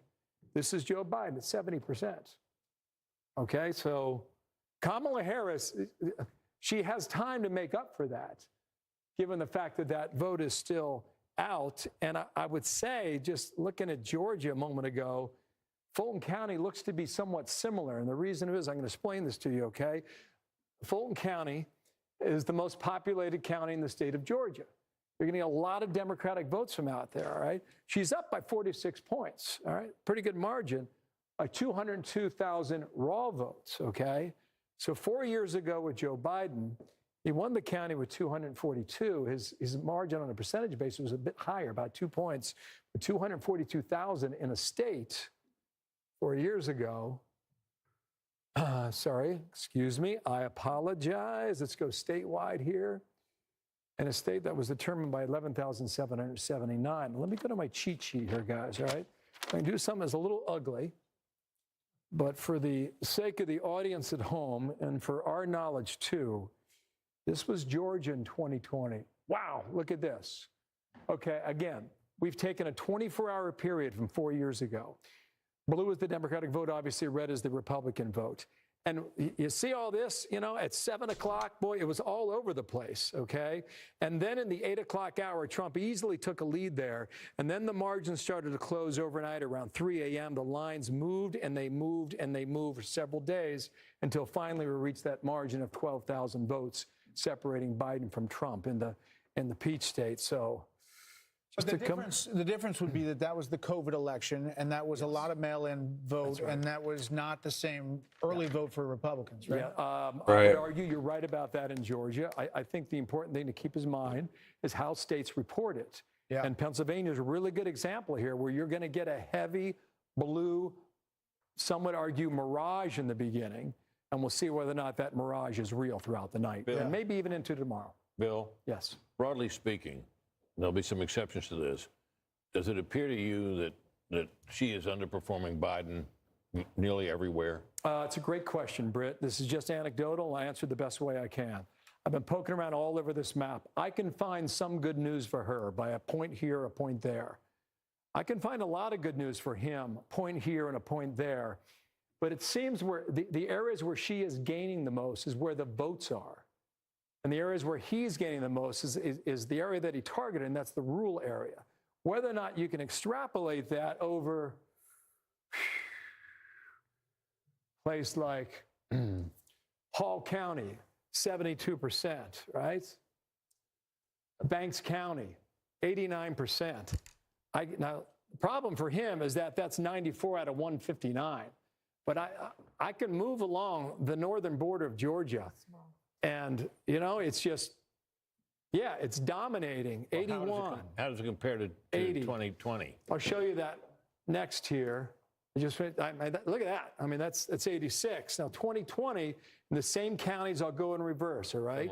84, still impressive, right? 81. And what is it now? 82 right now. So this is Fannin County. There's about 14,000 votes in that county alone. 14,000, okay? Now, if you take that and extrapolate over 159 counties, it can certainly add up. So to answer your question, Britt, 4 years ago, Fannin County was 82, and this year he's at 80. Still 25% of the votes still out, so he's got a chance to do a point or two better. But right now, he's not meeting the number that he hit in that rural county 4 years ago. We're going to make a quick call, and we'll come back to the board and the panel. The Fox News decision desk can now project that Vice President Harris will win the state of New Hampshire. Former President Trump came closer than many expected there, but the vice president did well in cities and suburban areas. There was a time that New Hampshire they thought was closing. Actually, and we saw the 4 electoral votes there in the governor's race there, but now we're calling that for Vice President Harris. She's a former senator for New Hampshire, popular in the state, but not enough to really turn New Hampshire red in this situation. Damn. So the Maryland Senate race we have for you next. The Democrat Angela Brooks will defeat former Republican Governor Larry Hogan.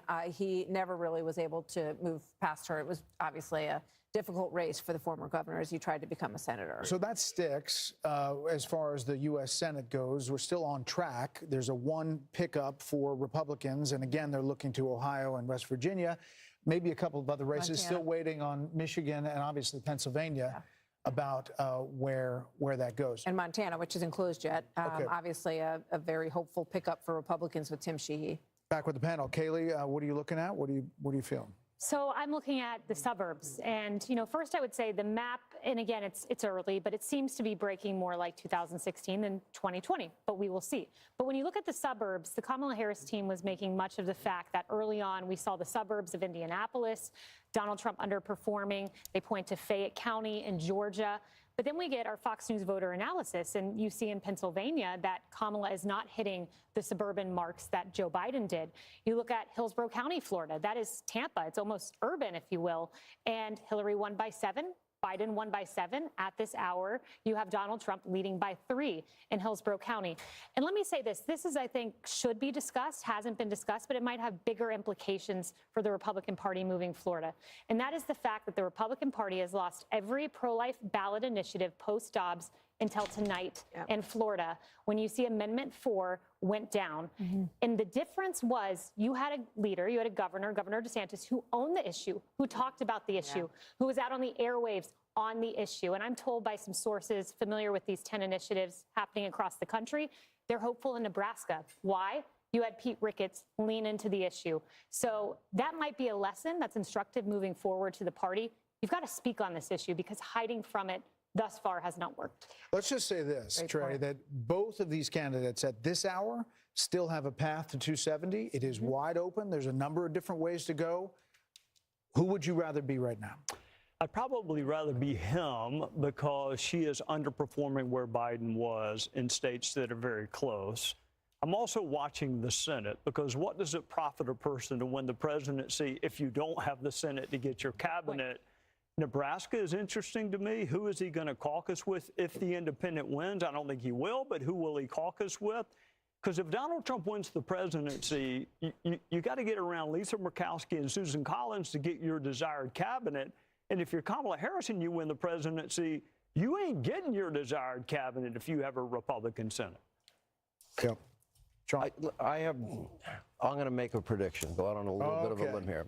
I am growing more and more confident as I sit here and listen to everybody, and I am talking to people that know their states as well as anybody. I think the finest numbers people, finest sources I don't think it will be very long until you call North Carolina for Donald Trump. I think Georgia will immediately follow thereafter. Then we would be at a point. I also believe Arizona is baked in. Immigration was a big issue out there. That now means that would bring us to a point in this race. If I am right, if I'm wrong, everybody call me out. Hannity was wrong. We'll have T-shirts. I'll sell them. But if that's true, that means she would have to sweep the blue wall. Yep. And based on the information that we have and the early voting success of the Republicans in both Wisconsin and Pennsylvania, I don't think she can do it. So with that prediction, we're going to take a quick break. The race to 270 continues. We're about to get our first look at the state of play in the battleground state of Nevada. Our special coverage continues after this.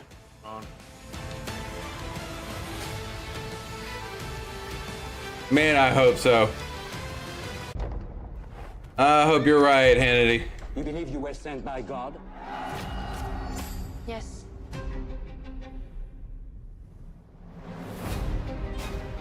Repent! Come and be baptized in the River Jordan!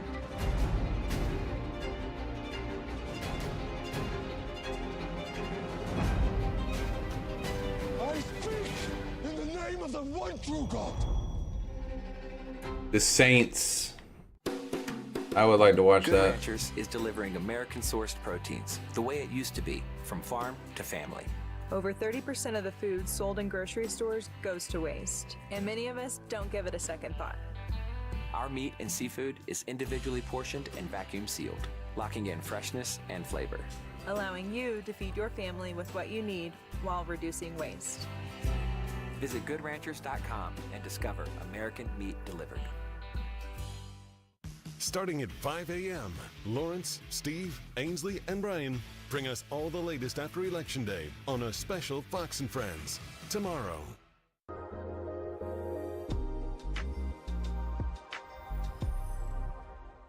It's got your rub kit in there, and it's got your brine. In fact, I've poured these kits throughout the year because I make turkey year-round. What took you so long? There was a long line at the Thai place. NASDAQ 100 Innovators, one ETF. Before investing carefully, read and consider fund investment objectives. Hey! Tony, appreciate that, brother. Oh, thank you for the channel points, baby. Giving that's possible through the power of Dell AI with Intel. So those who receive can find the joy of giving back.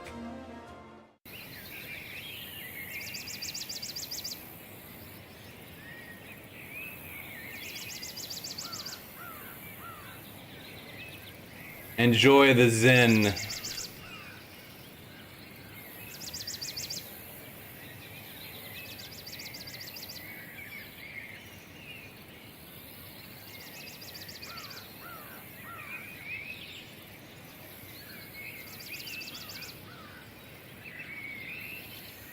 Feel like I'm outside right now. So peaceful.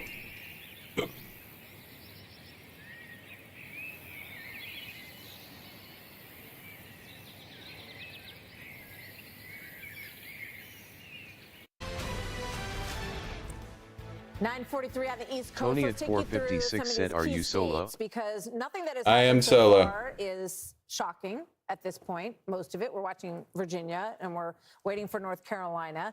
But some of this has laid out in a way that is not unpredictable. But let's look at Pennsylvania for a moment here and see how Pennsylvania is shaping up at this hour.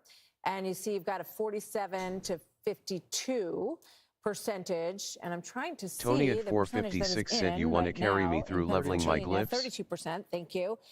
So we're waiting for a lot more vote to come in Pennsylvania, and what we're hearing is it's not surprising the order that the vote has been coming in Pennsylvania. Yeah, is we not can. Like I surprising said, I want to hear the election though, so 47.9 to 50%. you'll have to keep it down on your end. 23% of the vote in. Also expected to be a tight race. They have both spent a ton of time there. Here's Michigan, which we haven't really talked too much about yet. We're going to look, we'll get Bill to show us on the board what Michigan looks like. 14%, a lot of votes still to come in Michigan. Obviously, this is too close to call, and that is 45 to 42. Let's go to Grady Trimble, who is just outside Detroit, Michigan, and we'll start to get a feel for what's going on in this part of the blue wall. Hi, Grady.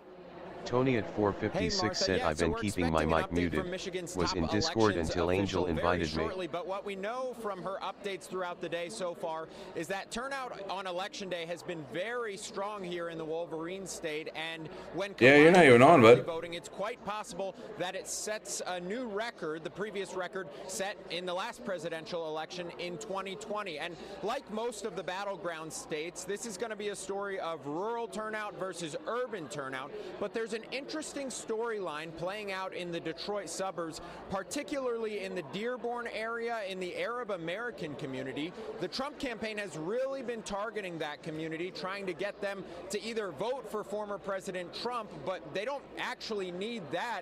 In some cases, we've talked to Arab Americans who are casting their ballots for Green Party candidate Jill Stein, somebody you probably haven't heard mentioned much, but who could be a spoiler candidate. We also know that many Arab Americans are going to sit out this election entirely, which could tip the scales in favor of former President Trump. We're also watching the Senate race here. Mike Rogers, the Republican candidate, spoke to the crowd. He says it's going to be a nail-biter and probably a very late night. Brett, Martha, back to you. Okay, great. Brady, thank you very much. You know, there's some Democrats saying... You know, what I'm saying is they should, when an election in the future of the United States is happening, we should not have to go to work. We should be able to stay up and watch the entire thing and not have to worry about going to work. As confident in that prediction as any Just other. my opinion. Bill Hemmer tracking that. Are we backing that up on the wall? You know, I tell you what, just, Sean, if in the end you're right about that here in North Carolina, I showed you this county last hour, right? This is Anson County, up to 47% African-American population. You know, sometimes in these elections where you see an outcome, you're like, that hasn't happened in 100 years. Well, something just happened for the first time since 1876 in North Carolina, and a Republican won this county for the second time since the 1870s. So I just like something to like stick in the back of your head and think about, well, that was a data point along the way. You guys mentioned the blue wall. Let's go ahead. We're moving toward the central time zone. We're talking about Wisconsin, Michigan, and Pennsylvania. I can show you a lot of stuff right now, okay? But this is anecdotal stuff. It's just the data points that I'm seeing on the map, okay? When you go to Wisconsin, all right, you have to look at Dane County, the University of Wisconsin. In the midterms, they had more than 85% voter turnout in one county, okay? You're going to get a ton of Democratic votes out of here, okay? You're just about halfway into it right now, and you see the margins. But I was poking through this and looking at Milwaukee. Now, there's a lot of votes out there, okay? You only got 25% coming in right now. Kamala Harris has almost 66%. So this is where Joe Biden finished. Same county, same city 4 years ago. He was almost at 70%.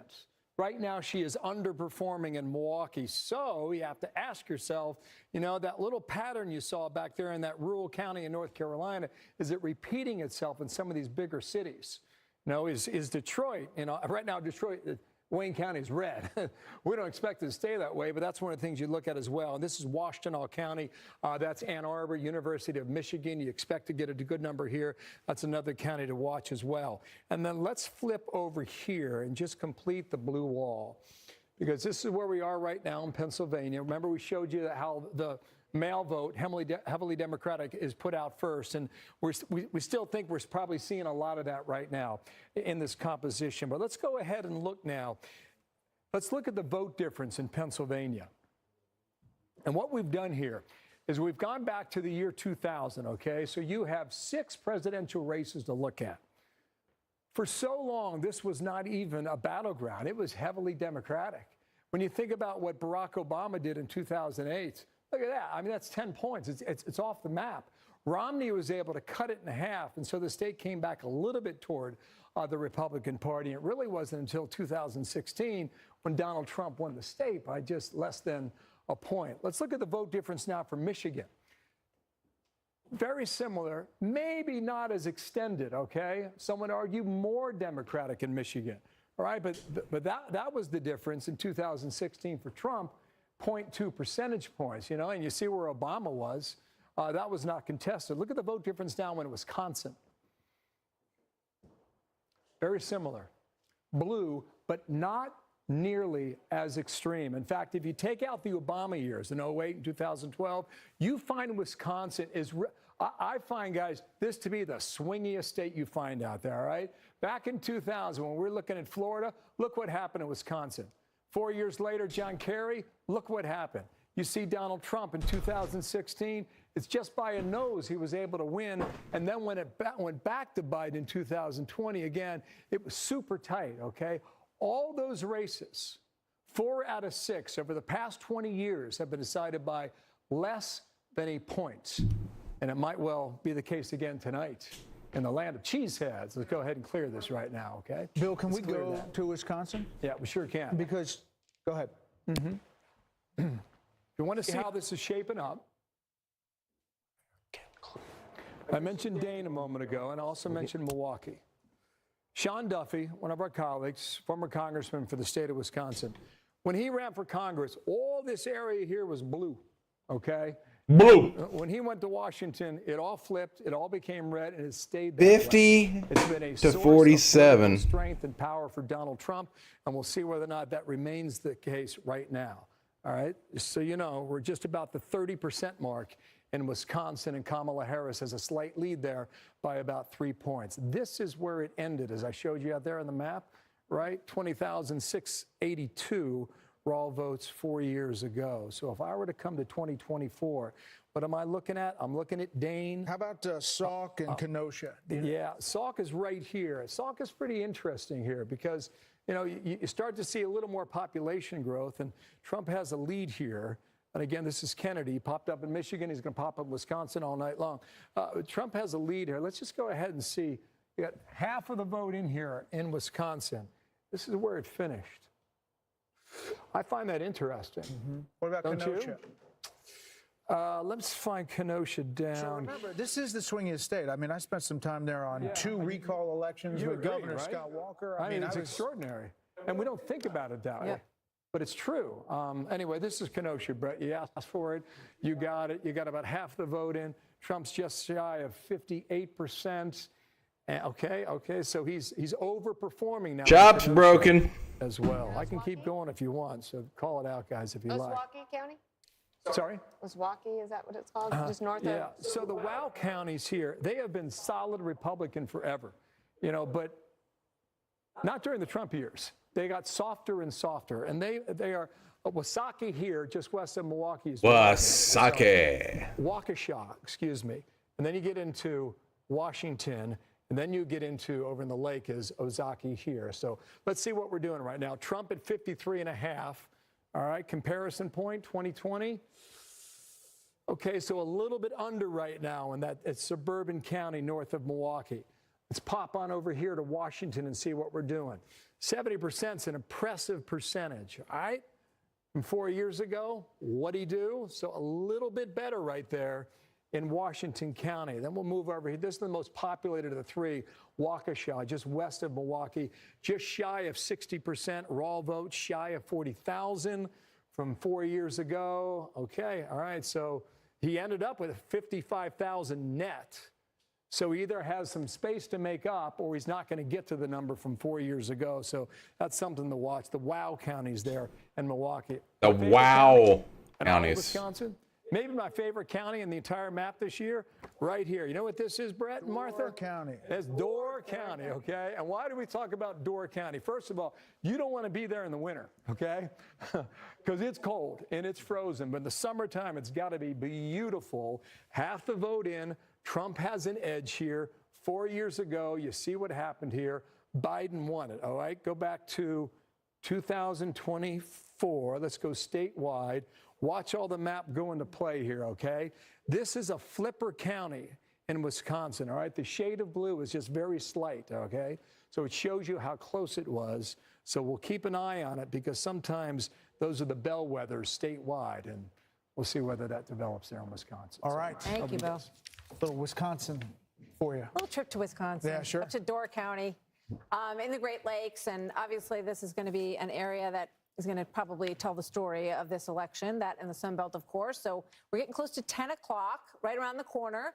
That is when we will get poll closings in Utah, Montana, and Nevada. This is our special coverage kicks into high gear, and the electoral count continues to load in. 195 for Trump, 117 for Vice President Harris.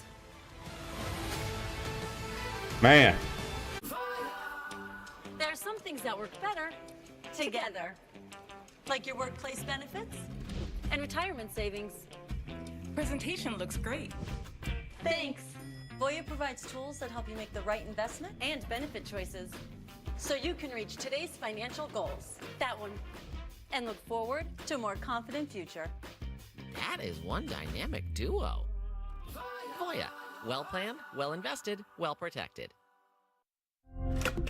Grr. What's Simply Safe got that I don't? 24/7 monitoring to help stop crime in real time. Stop. This is Simply Safe. Maybe Simply Safe and I could work together. Unlikely. There's no safe like Simply Safe. Before Apoquel Chewable for allergic itch, giving dogs pills was a battle of wits. Oh, Maria, I'm wise to your foolish game. Is it gone? Totally gone. Itch relief just got easier. Apoquel, the trusted #1 treatment for allergic itch, is now available in a tasty chewable that works in a day. Do not use in dogs with serious infections. May cause worsening of existing parasitic skin infestations or pre-existing cancers and serious infections. New neoplasias have been observed. Do not use in dogs less than 12 months old. Ask your vet for Apoquel Chewable. Do it. I got this $1,000. Why would I want to give him a chewable that makes everything fucking worse, it sounds like. Online auctions since 2009. This PlayStation 5 sold for only 50 cents. This iPad Pro sold for less than $34. And this Nintendo Switch sold for less than $20. I got this KitchenAid stand mixer for only $56. I got this barbecue smoker for $26. And shipping is always free. Go to DealDash.com right now and see how much you can save. I'm Tony Steen, digital strategist at AmericanEagle.com. Our clients have complex website and digital marketing needs. Badgley Mishka, a high-end fashion brand, needed to expand their online presence, reach new customers, and increase online sales. We solve digital challenges like this all the time. We implemented a digital marketing strategy that more than doubled their online sales through management of email marketing, paid search, SEO, and social media. For results-driven digital marketing solutions, go to AmericanEagle.com. Our God calls us!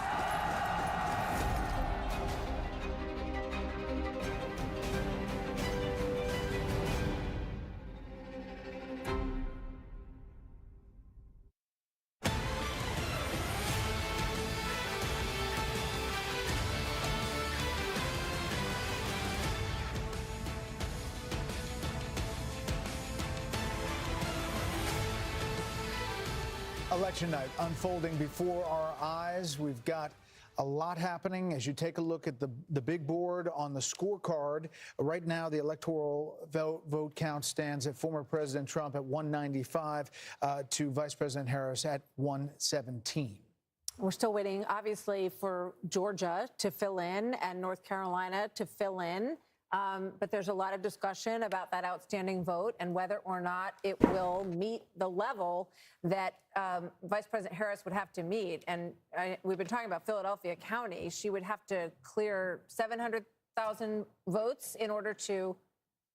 In 2020, yeah. Yeah. All right. So let's go to Jeff Paul from the headquarters of Republican Senate candidate Sam Brown. And what's going on there? Hi, Jeff. We'll be there in a little bit right when it starts, but right now we are outside maybe one of the biggest and most expensive polling centers in the country. This is Allegiant Stadium, home of the Las Vegas Raiders. And one of the things I want to mention to you folks at home is that people are still showing up here to cast their ballot. We are a minute away from polls closing, roughly a minute away from polls closing. And under Nevada law, if you are in line by 7 o'clock, you have the right to vote. And we are hearing about some instances where there are some pretty long lines throughout the state. Also keep in mind that they will not release any results anywhere in the state of Nevada until the last person in the state votes. So we could be looking at a very long night ahead of us here in the state of Nevada. Martha? All right, Jeff Paul, thank you so Thank you, much. Jeff. We're waiting now for these calls at 10 o'clock, and we're looking at basically a scenario where the Democrats are putting all their hope in the blue wall. The question is, what happens when we make a call in North Carolina and Georgia? If you believe Sean Hannity, it's coming soon. We'll see if it does. It is time to see how many more electoral votes will fall as we get ready for our next calls. Stay tuned. We are seconds away from 3 states, including Montana, Utah, plus the critical battleground. Together we will fight to win Nevada. Nevada, we fight for the future. With 16 Utah votes on the line, we have the results as they come in. The moment is here. America is watching.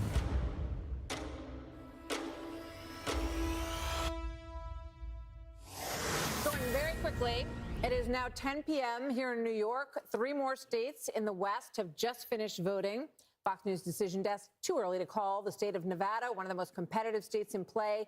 Hispanic and working class voters obviously could be key to the victory there. Both of these candidates have spent a lot of time in Nevada.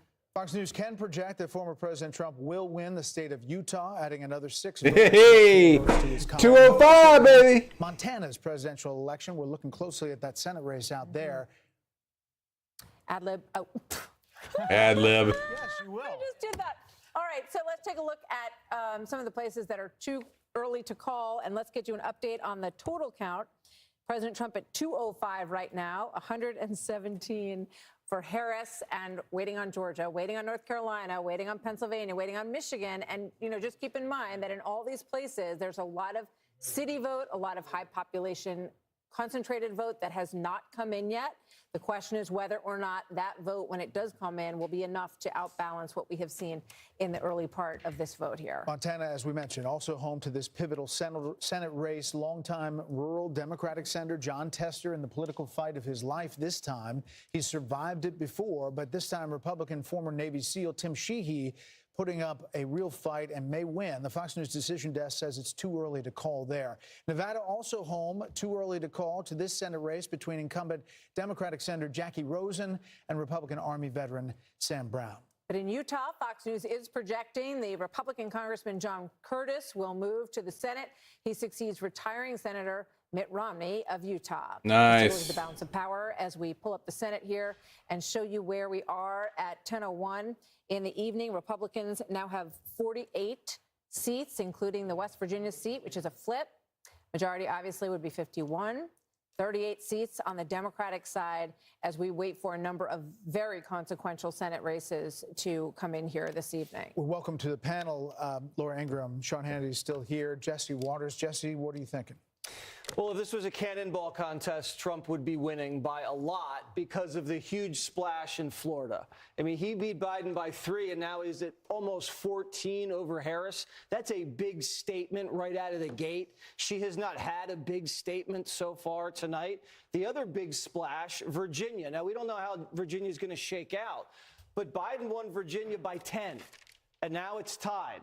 Obviously, it's too close to call, but right now she's playing defense. The Trump team is very confident that Georgia and North Carolina are going to go their way, and Harris is going to have to play defense in Pennsylvania, Michigan, and Wisconsin. You're hearing Trump doubling his black support in Wisconsin, ahead with young voters in Michigan, and in Pennsylvania winning independents. And they say the math doesn't work in Philadelphia County, so who knows what's going to happen? Still too early to call, but you definitely think the Trump team has momentum here. Laura, Virginia, you were talking about earlier. We'll put up the big board about Virginia and show that race.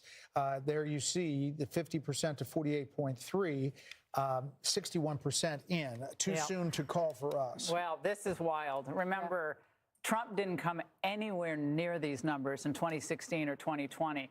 The Loudoun County numbers that we were talking about earlier are really something to watch. Trump is outperforming by 8 points in Loudoun County. It was a blowout in 2020.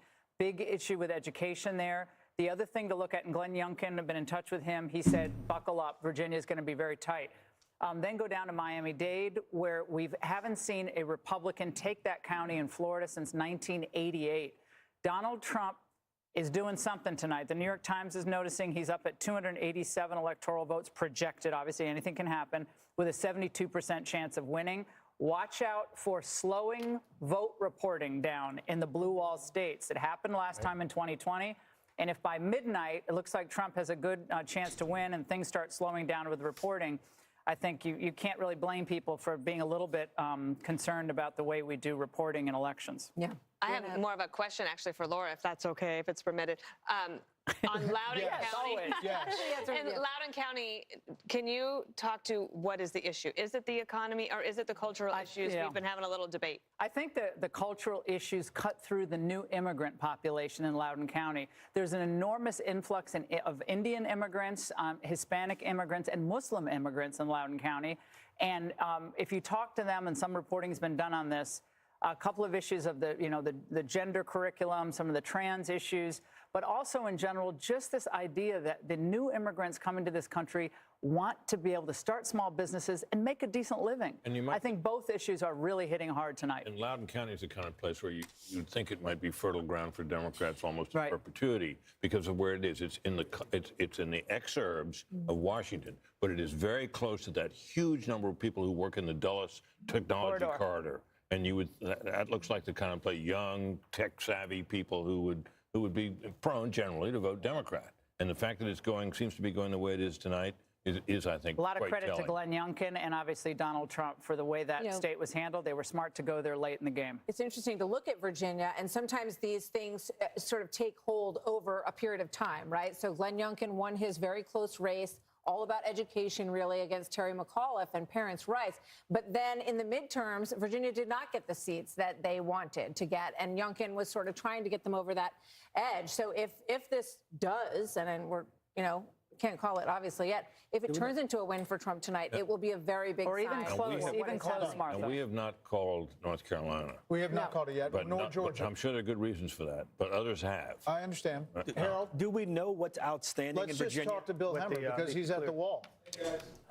Yeah, I can do that for you. Don't mind me.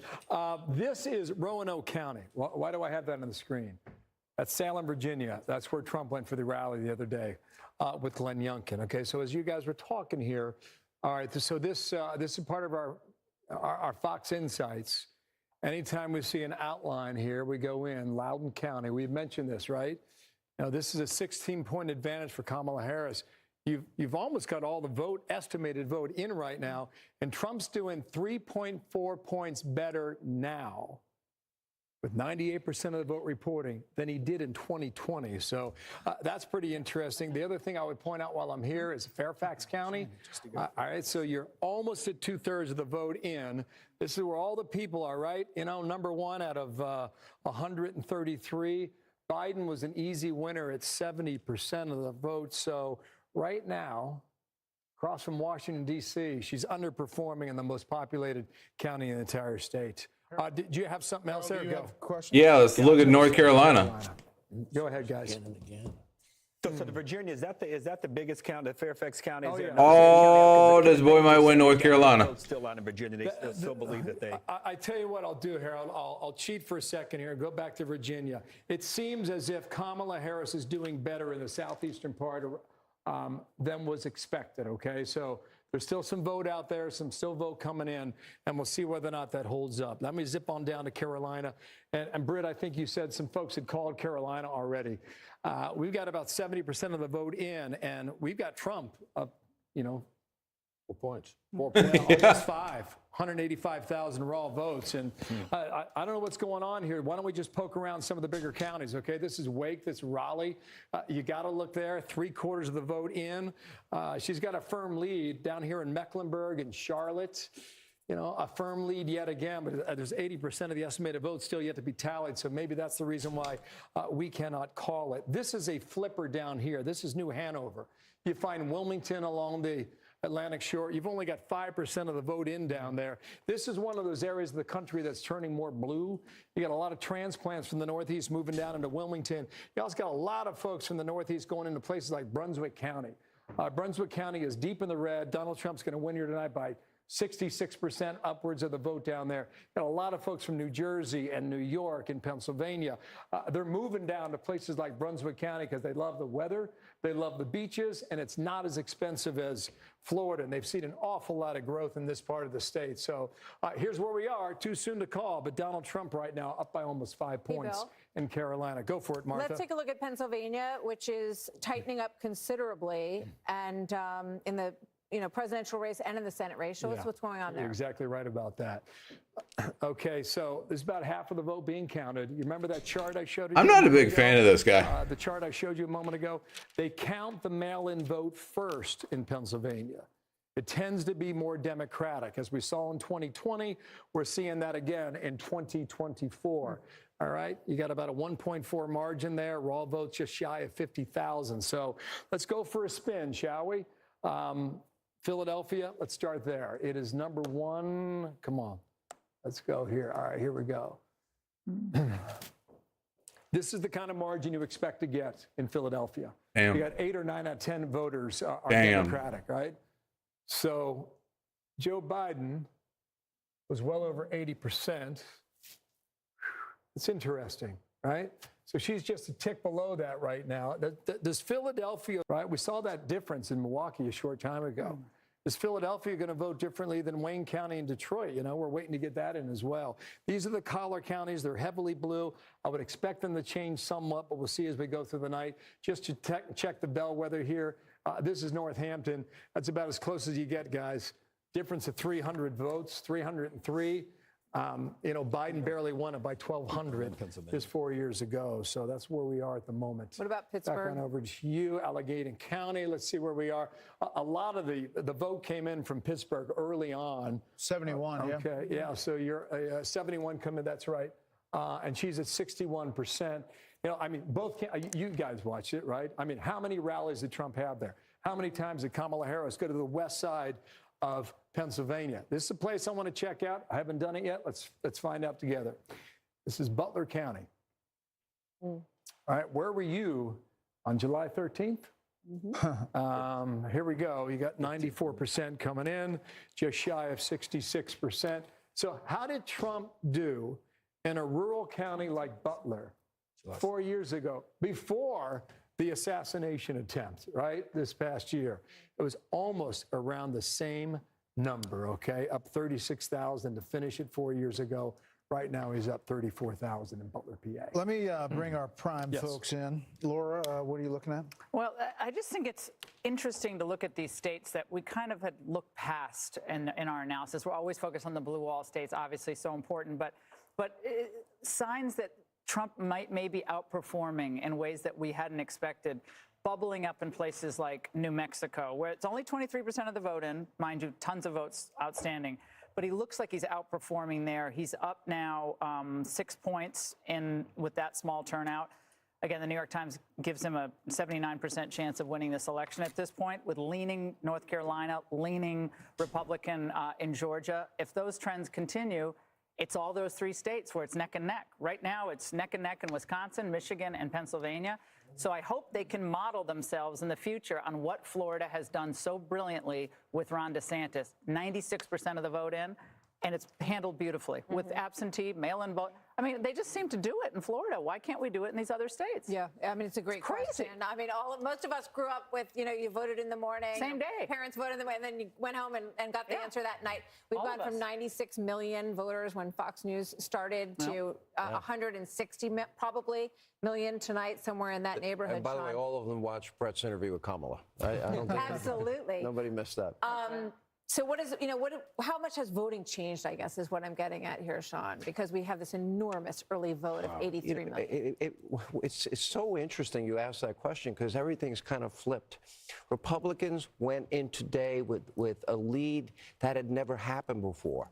And it put the Democrats in a position mathematically where they had to accomplish something they'd never accomplished before, and that is to get same-day voters at numbers that they've never gotten before. And this is where we now find it. If I am correct in my belief, and my sources are right, and North Carolina, I'm almost 100% certain will be Donald Trump's. And Georgia, I believe, Harold and I have been going back and forth on this, will go to Donald Trump. Now, Arizona has been trending very strong towards Donald Trump. I don't know how long it'll take them to count the votes out there. That is frustrating, to Laura's point. Well, to that point, Maricopa said because of the length of the ballot that they were going to, it may take days. Pages of referendums. Okay. There were 2 pages in Florida, and they called it within an hour and a half. So, and that wasn't even an hour and a half. Yeah, I'm just saying what they said. So, all right, if we want to play out a few scenarios, if that turns out to be right, or Harold's going to wear Sean Hannity's wrong T-shirt, if I'm right and North Carolina and Georgia go to Donald Trump, and I am confident based on the information, Dave McCormick's numbers guy just wrote me. Dave McCormick running for Senate in Pennsylvania. Against Bob Casey, the Against incumbent. Bob Casey, the incumbent, who's been running ads tying himself to Donald Trump in Pennsylvania, which I think is very telling. He's confident Donald Trump is going to win Pennsylvania tonight. And what the Trump team has been telling me, where they were up by 1.1 million, we went over these numbers earlier.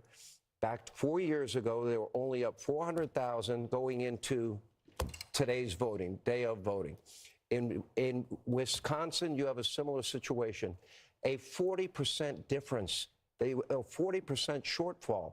So I'm looking at the big board, and I'm watching the ever-brilliant Bill Hemmer, and they needed numbers in Milwaukee that every source I know in Wisconsin is telling me they did not get today.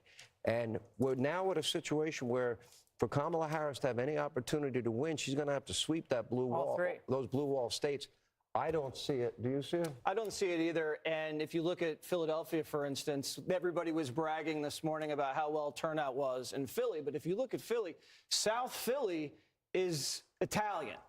That's Pat's, Geno's. They love Trump down there. Big Eagles territory, big Flyers. And then you go to the Northeast, that's Irish Catholic. Maybe Sean Hannity knows a few people over there. So they came out big for Donald Trump, and that might have been an explanation for those numbers to pop. But if you look at Pennsylvania broadly, they banked so much of the early vote, which they'd never done before. They don't think Kamala has enough right now in Philly and Pittsburgh to just overcome Trump's red county substantive lead. Let me just put the caveat in there. I got to get a drink real quick. On an election desk in 2016. And there was a betting odds that you were quoting that had Hillary Clinton winning 90% chance that she was going to win. That's where the evening began. And then it started going down, and we started doing the what-if scenario, and her pathway started to narrow. It is flipped, to Sean's point, that the early vote gave Republicans an early boost, and the question is what the day of vote's going to show. Well, is her path narrowing as we get more into the night? I think she started out with a narrower path. You know, we could figure out more ways that Trump could win. She had a narrower path.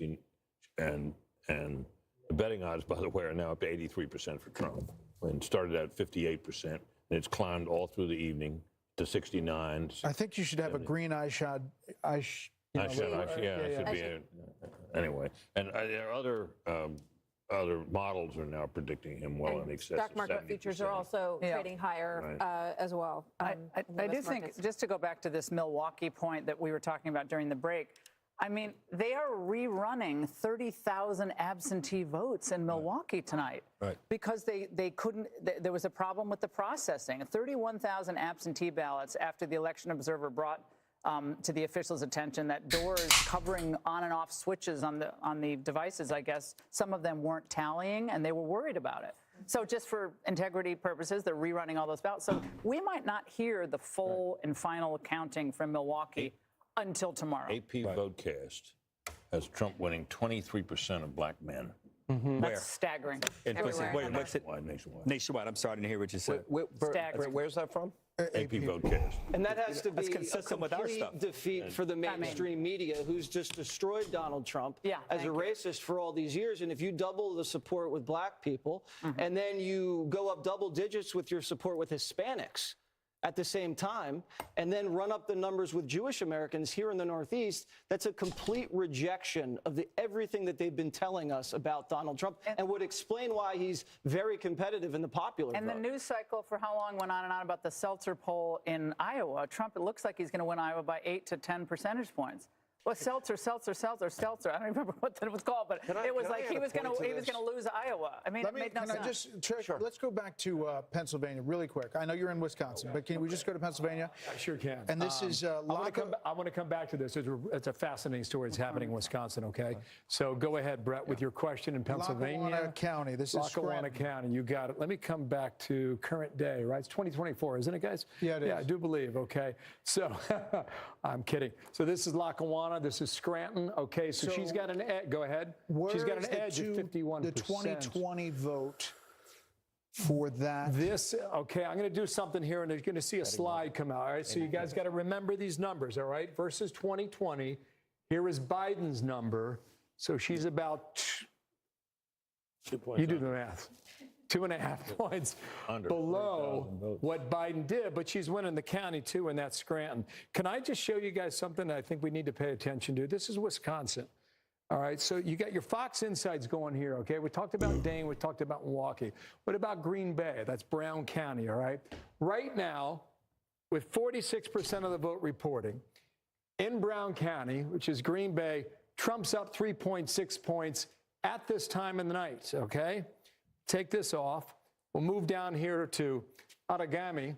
All right, he's up 1.8 points higher than he was 4 years ago. Take that off. This is Winnebago, right? Trump is up 1.3 points at this point in the vote, higher than he was 4 years ago. And, you know, when you're analyzing the state going into this election, those are three of the counties you're looking at where he's trying to, like, drive the numbers up. And he's able to do that. And so this is where we sit. You know, half a point.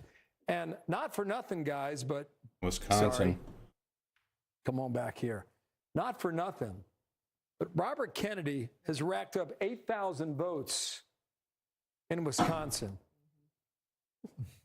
And 2020 in Wisconsin, we'll get it here. Yeah, I got you. 20,682. Wow.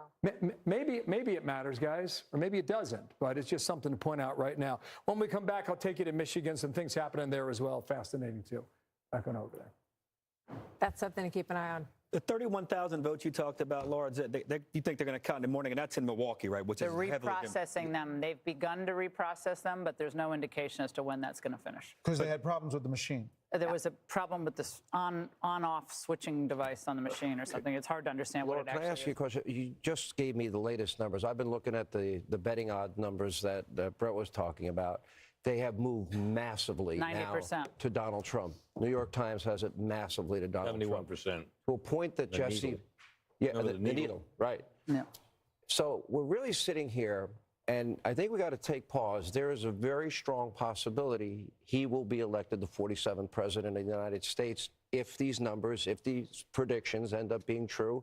I don't want to get over our skis. We want to be careful. We want to be prudent. We're all looking at our sources. I'm listening very closely to everything Harold has to say and what he's offering. But if that is true, after all that they have thrown at this man, after all that they have done to this man, and with all the media that wouldn't even vet her and her radical positions, that the only person in the media that challenged her in any reasonably tough way is sitting right here at this table, and that was you, Brett.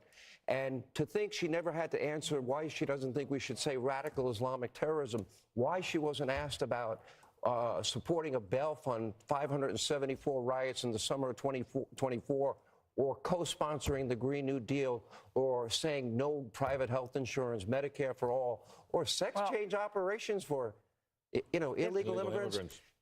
What will this say, Britt, about legacy media in America? It's dead.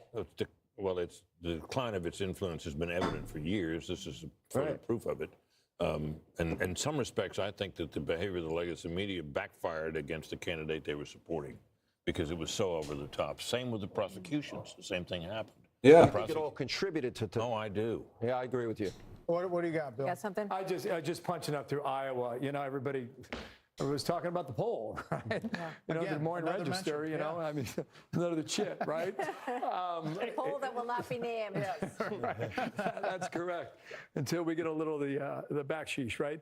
40%, and you got a 7-point lead for Trump. Okay, so I don't know what they were seeing in the poll. I mean, they're obviously seeing something out there in Iowa, but this is Trump pulling away. This is let me as you bounce around. Yeah, all good. This is Ohio, guys, okay? 8 points in 2016, 8 points in 2020. 80% of the estimated vote is in. He's up more than 12 points in the Buckeye State.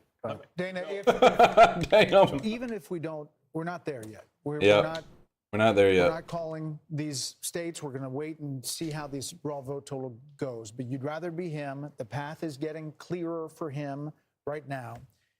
To Sean's point, even that he's here at this moment, from January 7th, 2021 until now, is probably the biggest political phoenix from the ashes that we have ever seen in the history of politics. In the days after January 6th, I remember sitting, I think, with you, Brett, and I said, this guy, Trump, he's radioactive. Republicans have turned against him. They want rid of him. They want him. He's an obstacle. He's a problem. And I thought, no, I didn't think a political comeback by him was possible. I would say. And yet here we are. He's the toughest son of a gun I've ever seen. Yeah, that's ever. True, right? I mean, all he's had thrown at him. I mean, I'd be in an insane asylum. See, I think there's an interesting rhetorical trick you can always play with these things. When Sean says, think of all the things that they have done to him. And in spite of that, he puts together this probably the most racially diverse political coalition we've seen in generations. But you could also say it is because of what they did to him. Why are you running? Why are we running? In spite of it, like yes, he's a tough guy and he's That's a great point. energetic, but Thanks, it's Tony. because of Overdone. Well, and also, Overkill. I think we shouldn't underestimate the importance of policy in all of this. Absolutely. The Trump agenda in 2019 delivered some of the most stunning economic gains to blue-collar workers, the people that we came from, that we had seen in 25 years. Tony maybe at 456 so said, "My bad man. I decided not to play LOL." Oh, you're all good. That resonated with young people, with men, with this new. I'm really just doing this to pass time because just waiting on the final election numbers is so boring. But if I can listen to it and play this at the same time, it'll go by quicker. They want to put him in jail tonight. If they could, they would put him in jail. And I hate to get ahead of ourselves, but if he does win and the numbers hold up and the popular vote is what it is, he would have a mandate. He would have a diverse winning coalition that he would then be able Tony to at govern with. 456 said, "Gotcha." He would probably have the Senate, maybe he doesn't have the House, but that mandate would have to be respected. So it would be up to Democrats and the media to determine how's their posture going to be towards a seemingly very popular president who's had the greatest upset victory followed by the most controversial. It's getting close. It looks like Trump may win. It is. There's a chance. But listen, the primes. I call you the primes now. 7, 8, and 9. What am I? Avengers. A cut of prime, you know. Exactly. Thank you very much. Thank you, you guys, great coverage. Have fun. Fantastic to have you together. I don't think so. Thank you so much, guys. That was great. Fun It was great. The vote count is underway. More results coming in. We're tracking it all as Fox News Democracy 24 marches on.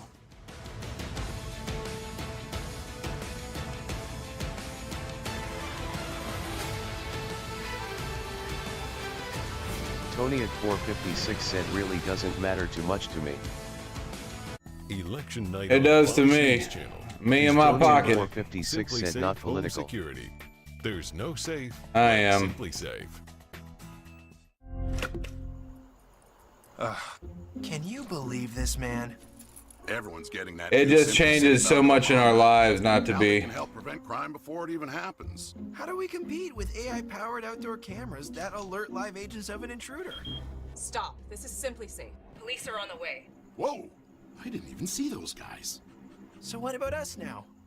Luckily, I'm pretty adorable. There's no safe like Simply Safe. This is our legacy. I won't let anyone take it. The epic return of Yellowstone. I can see it now. Oh, Yellowstone's coming back too, man. There is no morality. Yeah, I can't wait to watch the new season. Did you ever watch Yellowstone? Such a good show.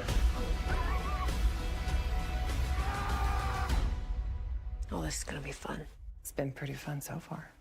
Yellowstone. Watch on Paramount Network this week. The votes are in. Yep, I'm gonna have to get Paramount Network for this week.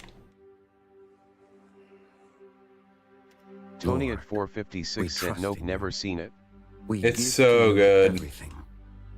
Our leaders, our president, our country. We give it all to you. Jesus, we trust in you. Amen.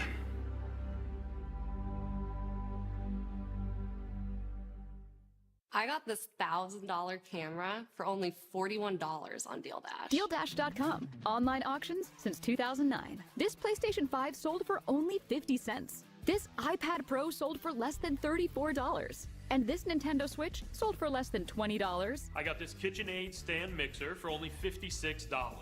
I got this barbecue smoker for $26. Yeah. Going slow works a lot. Works. It works good. You can save. You believe you were sent by God? Yes.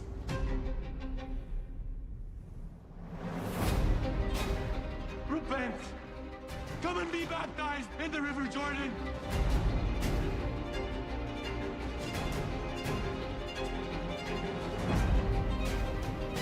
I speak in the name of the one true God.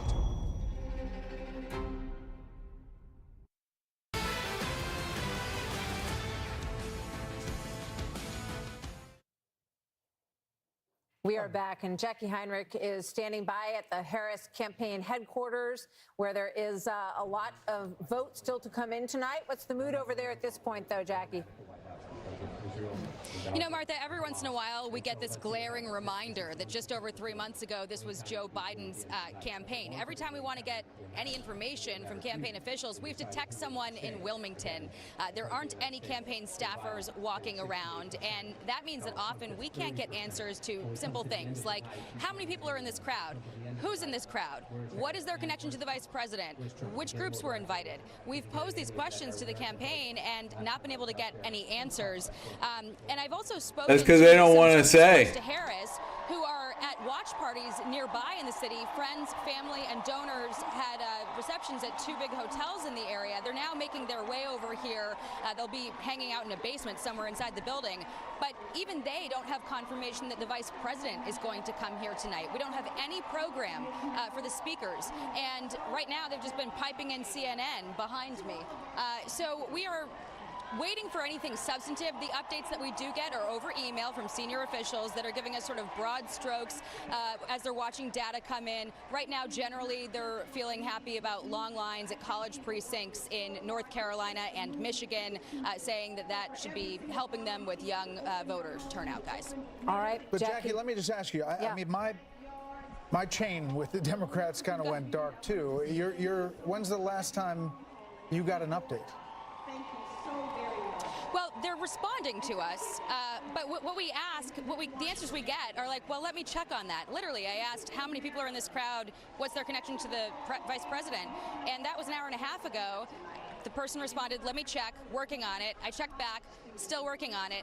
How do you not have that answer? This is the Harris campaign, but they are in Wilmington. So it's just sort of a glaring reminder every once in a while that this apparatus was really thrown together in just over 3 months, guys. Jackie Heinrich at the Harris campaign headquarters in D.C. Jackie, thanks. Let's go to Wisconsin and check back in with Mike Tobin, because we want to get an update, Mike, on what is going on with these machines. Has the voting stopped as they try to troubleshoot on this equipment, and what does it all mean?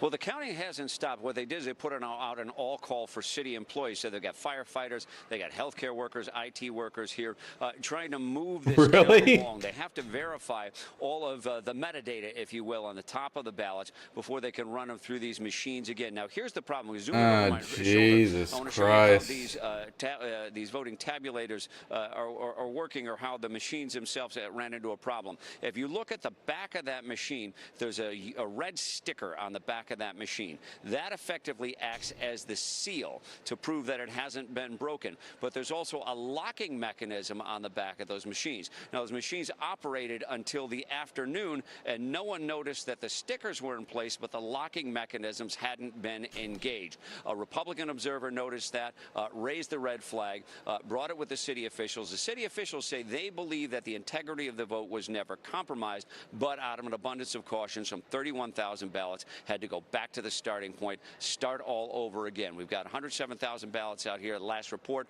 some 43,000 ballots had been through the process. We expected to get some final numbers from the city of Milwaukee around 1 or 2 a.m. The city can't speculate when we'll get the final numbers now. We just know that it's going to be later. The city is trying to pass this off as an abundance of caution, but you've had some Republican leaders out here, like Senator Ron Johnson, who said that this is simply unacceptable. They it is. To preserve the integrity of this, to make sure that these machines were locked, a simple step in the process. They're not happy with it. We heard from the RNC chairs, Laura Trump, Michael Whatley, saying this is an unacceptable example of incompetence. So they're trying to get this thing done. They're hoping this doesn't really stretch into tomorrow, but they are anticipating that the vote will now continue into the early mornings, the early hours of Wednesday. Guys, back to you. Just to be clear, Mike, they're saying that they're going to keep counting. Like Pennsylvania has said, they're going to keep going. They're not going to stop and go home and take a break and...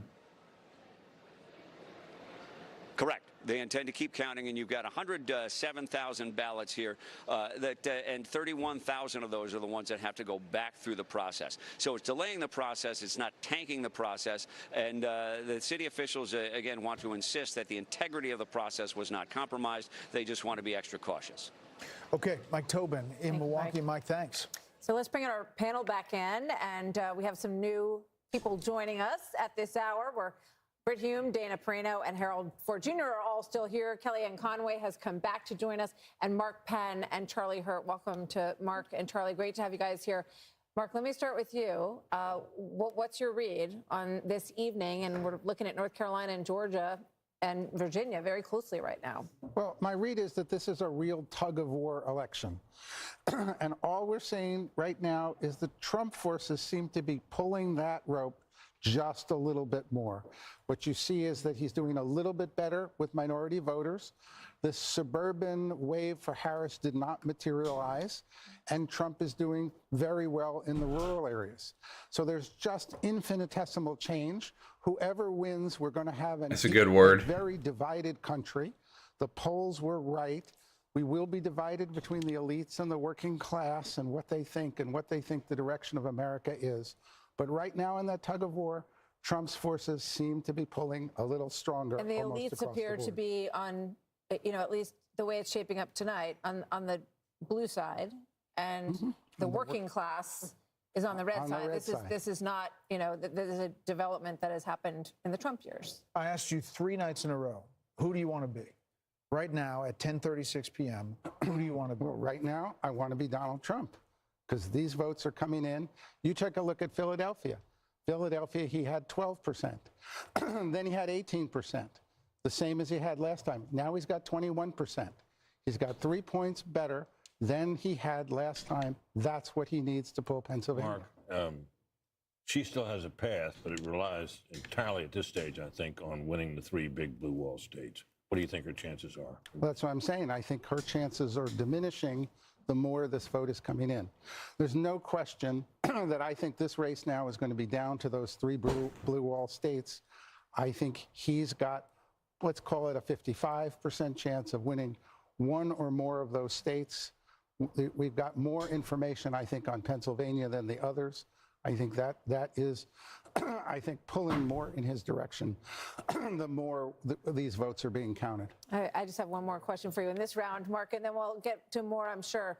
You early on questioned the strategy that had led to inflation in the Biden administration. You thought they should have addressed it much sooner. You also questioned whether or not he should be the candidate and whether or not that kind of switch up should have happened sooner. What do you think tonight about those issues? Look, I think Harris will have run a very credible race. She is getting the Democratic constituency probably doing better than Biden would have done because Biden was really collapsing. She is getting the Democratic constituency. This is awfully close no matter who wins. Whoever is president is going to have to address all of America. But I think she ran a good race, almost an excellent race, but it may just fall in It's a good point because we're comparing Biden to 2020 numbers when he won, but the numbers where he was when she took over were not those numbers. Disaster. Yeah. We have a call to make. The Fox News decision desk can now project that former President Trump will win the state of Iowa. Yeah, baby! Trump is performing well in rural areas, which helped deliver victories to 11. former President Trump in 2016 and 2020. This obviously comes in the wake of a lot of focus on a poll that shall not be named. No, let's do it. Oh, please. name it? The Des Moines Register poll. I think we've talked about it seven times tonight. But anyway, it got a lot of attention. Ridiculous. It was a attention-getting poll, and it was being forecast to be what the Midwest may look like, maybe because of a gender gap or whatever she was seeing in her poll, Ann Seltzer. We are now calling Iowa for the former president. Yeah, I mean, it was, described as a bit of a jolt when it came across. I think all of us, when we saw that, Ann Seltzer, because she has an excellent reputation. She's called a lot of things well. In fact, she called the Trump lead in 2016 in her polling, and everyone thought she was crazy. She had him like +6 or something like that. Well, she also had him winning the caucus, and Ted Cruz beat him. So she has a good reputation, but this one appears to be a blip on her screen because clearly Iowa is in the Trump column tonight. Harold, thoughts about what's developing? So you think about what everyone is saying. This blue wall, there are 44 electoral votes there in Michigan, Wisconsin, and Pennsylvania. If she loses Virginia, Nevada is 6. That gives her 50. If she wins Virginia, that gives her 57. She has a very narrow path, as Mark is saying. I think as you look back, and this is a big if here, we talked about it, I think in the last segment, we talked a little bit about the policy here, Laura did. And if she looks back, I think 3 things, and you said one of them, Kellyanne, should you have chosen Shapiro? If where we're going is where we look like we're going to go. Should you have countered on the transgender issue more quickly and more effectively? And then the border and the economy. Should she have distanced herself from Biden? Now, look, we're still a little early in the evening. I agree with Mark. It's still a little pull one way. But if you're sitting there tonight, you want to be on that campaign tonight if you want to win the campaign. So she's got to run the tables here over the next hour or two, over the next day or so, if we're hearing correctly about Wisconsin. But it does not look as promising as it did a few hours ago. Let's head back to Bill real quick. Bill, can we dip into Virginia, the Commonwealth? Yeah. Say it again, Brett. Sorry about that. Oh, sorry. That's okay. Go ahead. Do what you're going to do. We'll get to Virginia. Okay, gotcha. Eventually. I'll give you a little run up the Atlantic coast here, okay? This is Georgia. Too soon to call. You ask yourself, why can't you call it? There's still some vote out there. The question is, where is the vote and what's going to come in? Trump's up 3.2 points statewide. So you come in here to the greater Atlanta area, and this is Fulton. Our Fox Insights tell us, okay, this is different. It's just changed from a moment ago, all right? At this point in the night, with 82% of the vote reporting, in Fulton County, the largest of 159, Trump's up 0.6 points from where he was 4 years ago. All right, I'll clear that. Let's come back out statewide. This is Cobb County. We talked about that earlier. Okay, at this point in the night, our Fox Insights tell us that Harris is up 1.3 points better than where Biden was at this point from 4 years ago. We'll clear that. We'll also go to Douglas 2 here, okay? At this point, this is all greater Atlanta, a lot of population throughout the area.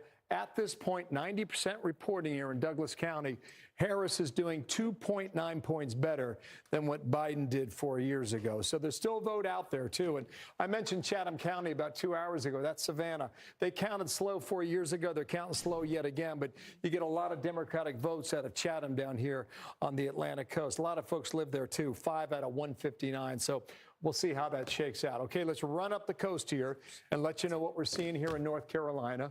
Then I'll hit Virginia, then I'll hit Pennsylvania, all right? Trump up 2.5 in North Carolina.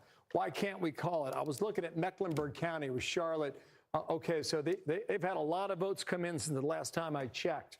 There was a lot of outstanding votes. So you have to ask yourself, where are the votes, right? If they're in the most populated places, you can't make a call. But now you're getting a lot more from Charlotte. This is Wake County, Raleigh. It's #1. Still about 20% of the vote out there, okay? Comfortable lead for Harris. We expected that, but let me just check 2020 and go ahead and use the slide again. Okay, so she's performing half a point better than Joe Biden finished from 4 years ago. So we'll keep a track of that. You went to Virginia. I'm getting there, guys. Hang on 1 second here. Just got to move the meter, and we'll see what's happening here in the Commonwealth. All right, so while you're checking that, Charlie Hurt's from Virginia. Yeah. Tight squeeze. So what are you looking at, Charlie? Tight squeeze, Virginia. What are you looking at? So it's kind of interesting, actually, that this is so close, especially if you looked at the early numbers across the state. It was fairly extraordinary with the early vote, both early mail-in vote and then early in-person vote.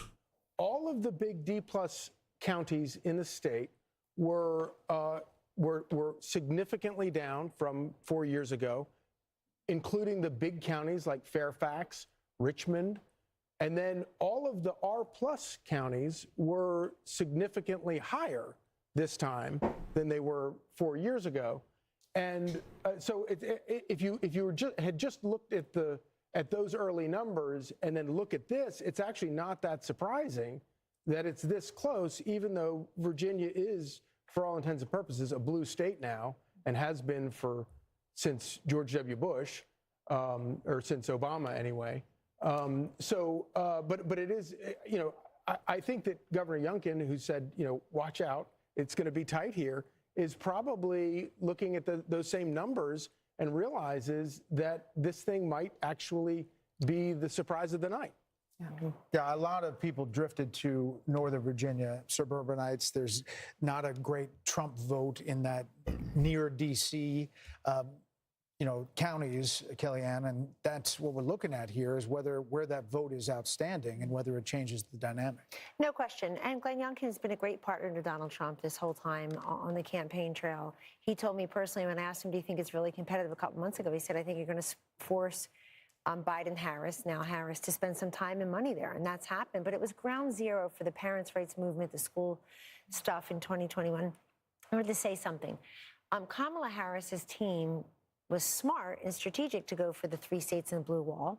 Since they've gone Democrat from 1992 to 2020, 28 straight years with the exception of 2016, they went for Trump. They've always voted as a bloc, but they also ran out of choices. I would have thought she'd do better in those more racially diverse Sunbelt states like Georgia, Arizona, Nevada, and even North Carolina. She's in the very white states trying to become president of the United States. Here's the problem I see for the Harris and the Democrats right now. Demography is not destiny. That's what I think of this electorate. We think we're only going to get women by talking about abortion. We're going to get Hispanics if we talk about immigration. That's how Trump is getting them. We're going to get African Americans if we talk about this.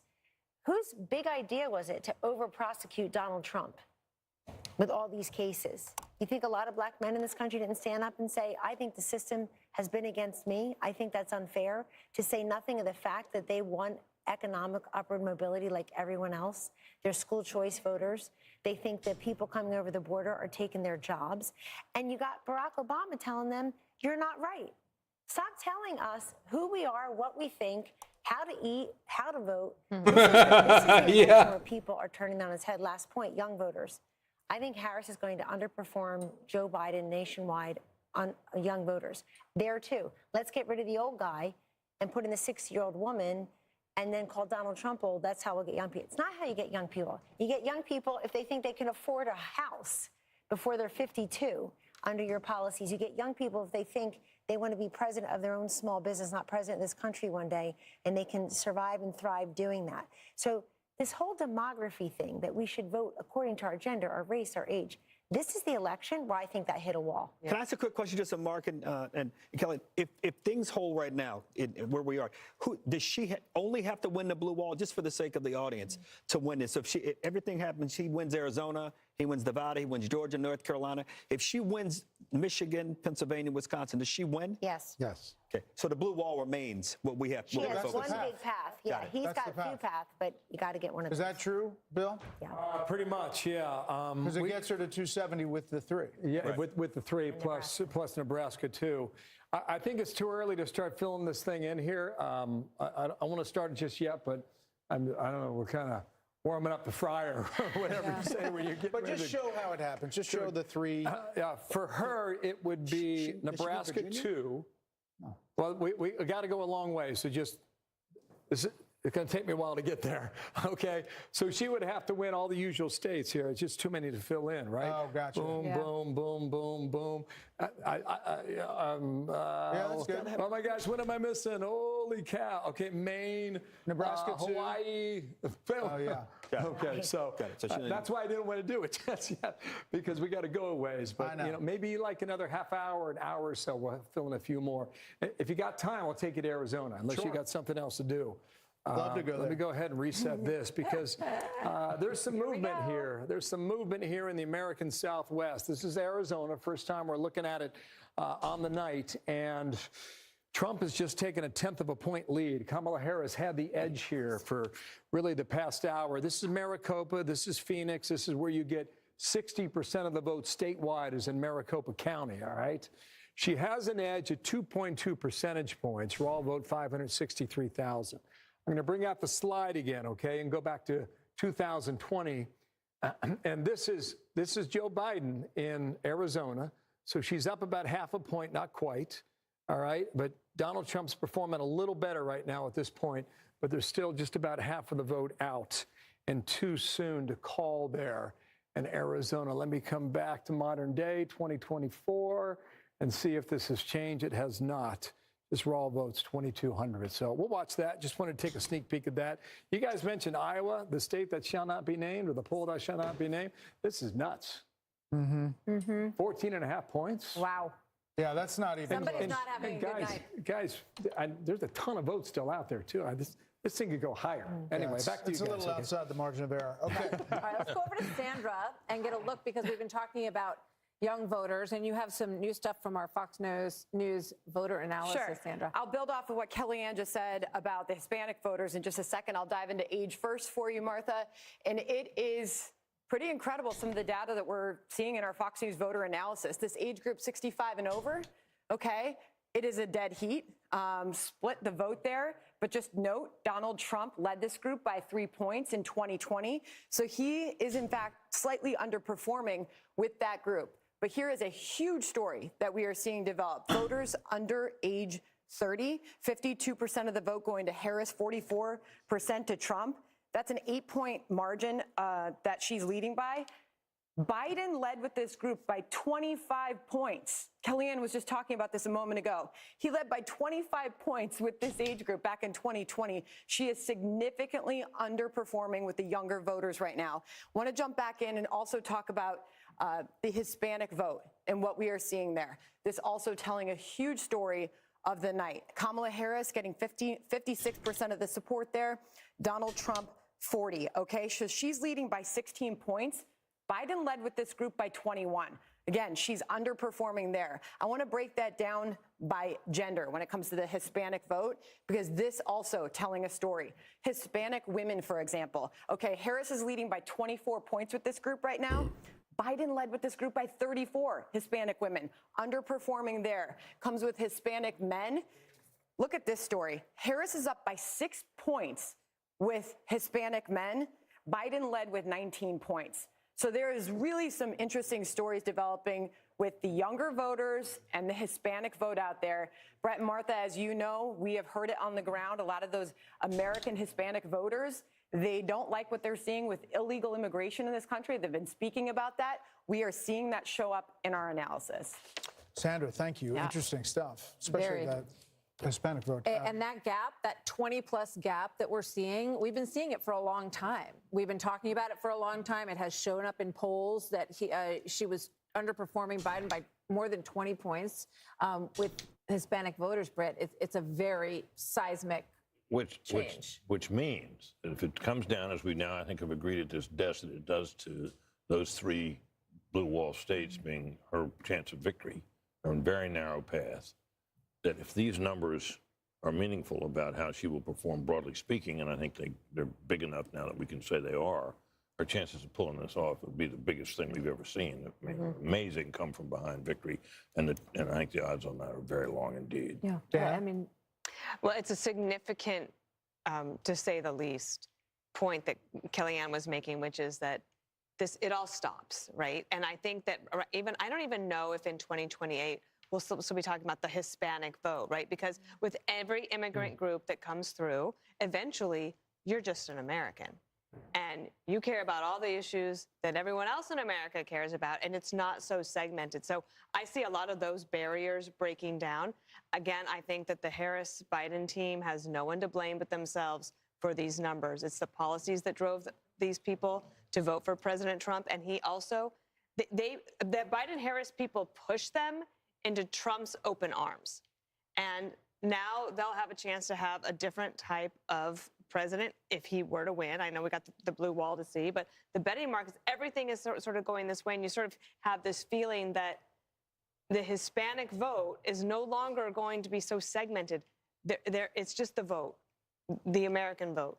And there's a traditional, not to overgeneralize about any group, but, the traditional faith-based in many ways Hispanic family that is not responding to what Kamala Harris is talking about and focusing on. Harold, gender and race, we talked about the outset would emerge as big themes because Democrats have enjoyed great advantages with certain groups of people.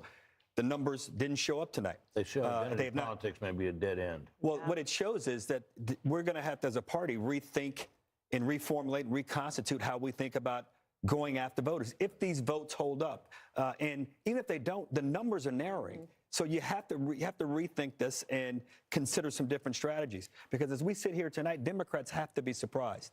From what we were told over the last several days about how her numbers were coming home, how people were coming home, this is a very different race. Hold on one second. David Plouffe said yesterday that she could win all 7 battleground states, and said that she could do it.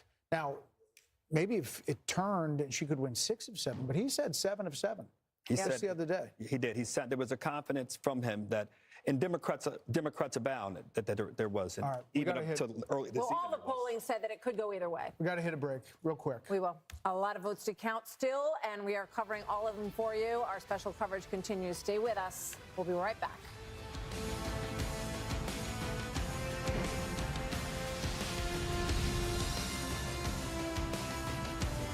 Look out, 'cause here I come. Have you always had trouble with your weight?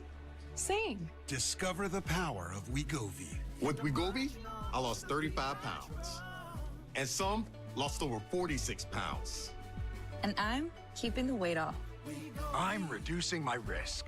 Wegovy is the only weight management medicine proven to reduce risk of major cardiovascular events such as death, heart attack, or stroke in adults with known heart disease and obesity. Oh, failed. Don't use Wegovy with semaglutide or GLP-1 medicines or in children under 12. Don't take if you or your family had MTC, MEN2, or if allergic to it. Tell your prescriber if you are breastfeeding, pregnant, or plan to be. Stop taking and get medical help right away if you get a lump or swelling in your neck, severe stomach pain, or any of these allergic reactions. Serious side effects may include pancreas inflammation and gallbladder problems. Call your prescriber if you have any of these symptoms. Wegovy may cause low blood sugar in people with diabetes, especially if you take medicines to treat diabetes. Call your prescriber about vision changes, if you feel your heart racing while at rest, or if you have mental changes. Depression or thoughts of suicide may occur. Common side effects include nausea, vomiting, diarrhea, constipation, stomach pain, flu or upset, headache, feeling tired, dizzy or bloated, gas, and heartburn. Some side effects lead to dehydration, which may cause kidney problems. With Wegovy, I'm losing weight. I'm keeping it off. And I'm lowering my CV risk. Check your coverage before talking to your prescriber about Wegovy. There are some things that work better together, like your workplace benefits and retirement savings. Voya provides tools that help you make the right investment and benefit choices so you can reach today's financial goals and look forward to a more confident future. Voya, well planned, well invested, well protected. Here's why you should switch from Google to DuckDuckGo on all your devices. DuckDuckGo comes with a built-in search engine like Google, but it's private and doesn't spy on your searches. And DuckDuckGo lets you browse like Chrome, but it blocks cookies and creepy ads that follow you around from Google and other companies. And there's no catch. It's free. We make money from ads, but they don't follow you around. Join the millions of people taking back their privacy by downloading DuckDuckGo on all your devices today. Our God calls us.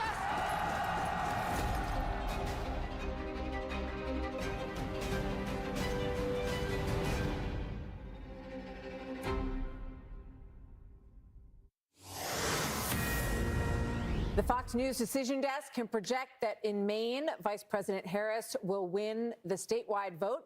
Trump will win an electoral vote in the rural 2nd District in the state of Maine. Fox News can also project that Maine Senator Angus King will win his race. He's an independent who caucuses with the Democrats.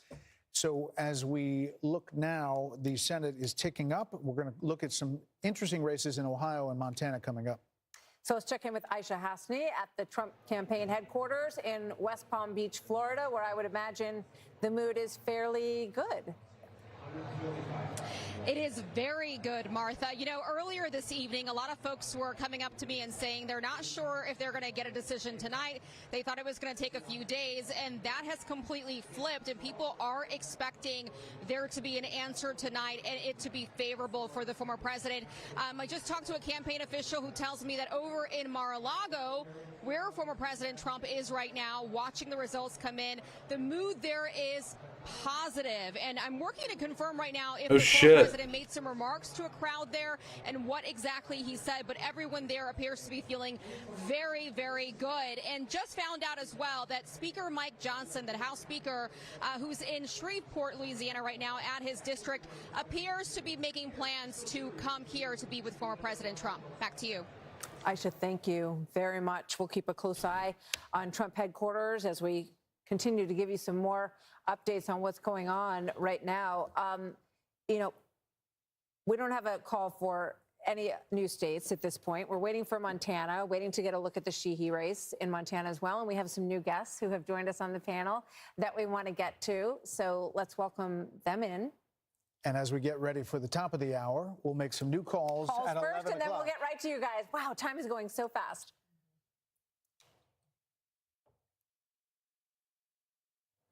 There we go. It is now 11 p.m. in New York, and 4 West Coast states have just finished voting. The Fox News Decision Desk can project that Vice President Harris will win California, the golden state, 54 electoral Jesus votes, Christ. more than any other state in the country. And Fox News can also project that Harris will win Oregon, adding 8 more votes to her Electoral College vote. Harris will also win Washington, another reliably Democratic northwestern state. Jesus fuck. But the former president will win Idaho's 4 electoral votes. So as we see the race to 270, it's now 216 to 193. Race is changing quickly. I am getting some word from the Democrats who have now put out kind of a sense of the race, saying that in Pennsylvania, they say they're overperforming turnout expectations in Philadelphia and the early vote expectations in Bucks County. They go into state by state of where they feel like they are going to see more votes in these states. These are the blue wall states, because that is the path that we're looking at. In Wisconsin, they say, we know there's significant amount of vote remaining in Dane and Milwaukee counties, and we are seeing signs of strong performance in the WOW counties. We just have partial data. We don't expect complete results from Wisconsin until tomorrow morning between 3 a.m. and 5 a.m. We shall see. We shall see. California Senate race, as we talked about, can project that the current Democratic Congressman, Adam Schiff, will win his race against former Major League Baseball player Steve Garvey in that Senate race. And Washington's incumbent Democratic Senator Maria Cantwell will win her 5th term. Not big surprises on that front this evening either. So here's the balance of power in the Senate: 49 for Republicans. The majority is 51. They have flipped 1 seat, 42 for the Democrats, as we wait for a number of these big Senate races to be called: Ohio, Montana, Pennsylvania, all will really dictate the future of the Senate. And Michigan. Let's bring in our panel. Britt Hume, Dana Perino, Harold Ford Jr. They've been here for a while. Kevin O'Leary, Jessica Tarloff, and Ben Domenech. Jessica, are you surprised? Surprised is a very generous term for how I'm feeling in this particular moment. It is in Democrats' nature to be anxious, and we are certainly at peak anxiousness. I think the conversation that you were having in the last panel about the Latino vote is really interesting. Some of these numbers are a little bit jaw-dropping, looking at, potentially 45% for Donald Trump in some states. And that is going to cause a real reckoning within the party on how we talk about, message to, and integrate, a huge part of our base typically in all of this. I would say, though, that the campaign and people that I've been speaking to have said nothing has been called. Our paths to 270 have not been blocked off. And as we continue to get more vote in, and I should add to the numbers that they messaged to you, Detroit is coming in. And Detroit had a very good day with in-person voting today. And the suburbs of Atlanta outperforming where Biden was there. One point of concern is that she's not doing as well in the rural areas as Biden did. And that's something that they're paying attention to. But I'm hearing more and more from people that I'm speaking to, blue wall, blue wall. And this morning, we were talking about, well, if you pick up North Carolina and Georgia, again, they're not off the map. But it is feeling like more of that laser focus on the easiest route. Ben, welcome, first of all. Good to see you tonight.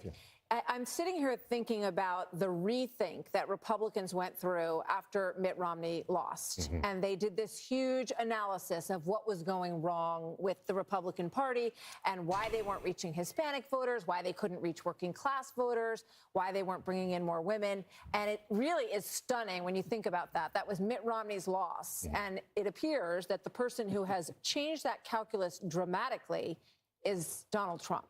Well, they called it an autopsy at the time, and I think it's turned out to be an autopsy for a party that was dead. And I think that Donald Trump has done something incredible in resurrecting it with a new coalition that, a lot of people never thought Republicans were going to be able to reach, that they weren't going to be able to cut through a lot of these different fundamental problems that people thought were there in order to reach these different sets of the electorate. And look, I think the big question they have to be asking is how much of that is tied to Donald Trump himself and how much of it is something that the Republican Party going forward can build on. Regardless of whatever ends up happening here tonight and tomorrow morning in terms of these blue wall states and the things that we take away from it, certainly we can take away this is the most incredible political comeback that we've seen since 1968. It's the most incredible remaking of the Republican coalition that we've seen in a way that was really unexpected by all but a handful of people. And how they build on that, how they choose to prioritize policies going forward could make a big difference in whether they're able to hold on to it in the future or whether it's something that goes away if Donald Trump isn't at the top of the ticket. Kevin O'Leary, Mr. Wonderful. The markets now have it at 92.5% for Donald Trump winning this election to Kamala Harris at 7.0%. You're a market guy. How do you read this? I'm going to stay on this theme for a moment and call this perhaps the greatest night the Democratic Party can ever have if they lose. And let me explain that. I was very troubled just over 100 days ago when they circumvented the democratic process and anointed somebody. The analogy is easy to a Super Bowl. You arrive at the Super Bowl game, and by any measure, this is the Super Bowl of global politics, the presidential race. Your quarterback, Biden, is injured. He's taken out of the game. You don't bring a quarterback in that's never, ever, ever won any game anywhere. And they missed that opportunity. This is a chance for them to, I'm not saying they're going to lose, but I'm going to those percentages and saying they get to reboot. They get to go back to the center. They get to scratch this whole thing. And the influences of a Schumer or a Pelosi or a movie star or an Obama deciding to anoint somebody, those guys are gone in 4 years. They won't have that kind of influence. This could be great for America because I'm an investor. I have to work with who's ever in the White House in January. But I care about policy. And when I hear policies coming out of a party that are so twisted against the American way of life, like basically taxing capital gains that are unrealized. That's not America. Or price controls, that's not America. 28% tax rate takes us to the bottom quartile of competition. That's bad. We can't do that. That would hurt the country. And all I do is work with entrepreneurs that want to build businesses. There's a reason people come here under barbed wire and drown in rivers to get into America. It's the American dream. It's the only thing the president has to do is to maintain it. Those policies are against the American dream. And I have nothing against Harris. I mean, look, she did a masterful job in getting to where she is. It would be good for them to lose tonight. It would reset and reboot and get that party back to the center. It would be good for them. They may not want to hear that. We don't. But they may have to. Kevin, you may have to deal with it. You may have to. Kevin, I would love to win and do the reboot. We can still do those things. We'd bring you right into the party to help us do it. We're going to take a pause right here because we have a big call to make right now. We do indeed. The Fox News Decision Desk can now project that Republican businessman Bernie Moreno, who started his entrepreneurial career in the car company and buying auto shops in Ohio, has won and unseated incumbent Democratic Senator has been an Ohio institution for a lot of years. This is an important flip for Republicans. The party is edging closer to an outright Senate majority tonight, and there are still a couple of places yet to be heard from. Right. Now, think about this. Now, if the Democrats would somehow hold on to the John Tester seat, that would be a different math. But as you look at the balance of power in the U.S. Senate, is this Moreno speaking right now? Can we go in there? Let's listen in for a couple minutes here. There we go. Look, today starts a new wave. You know, we talked about wanting a red wave. I think what we have tonight is a red, white, and blue wave in this country. Because what we need in the United States of America is leaders in Washington, D.C. that actually put the interests of American citizens above all else. We're tired of being treated like second-class citizens in our own country. We're tired of leaders that think we're garbage, and we're tired of being treated like garbage. Yep. You know, my opponent talked a lot about helping the working man. And I will agree with him on the need to help working Americans. But the difference is talk without action is nothing. So what we're going to do, thanks to now having a Republican majority, by the way, how about that?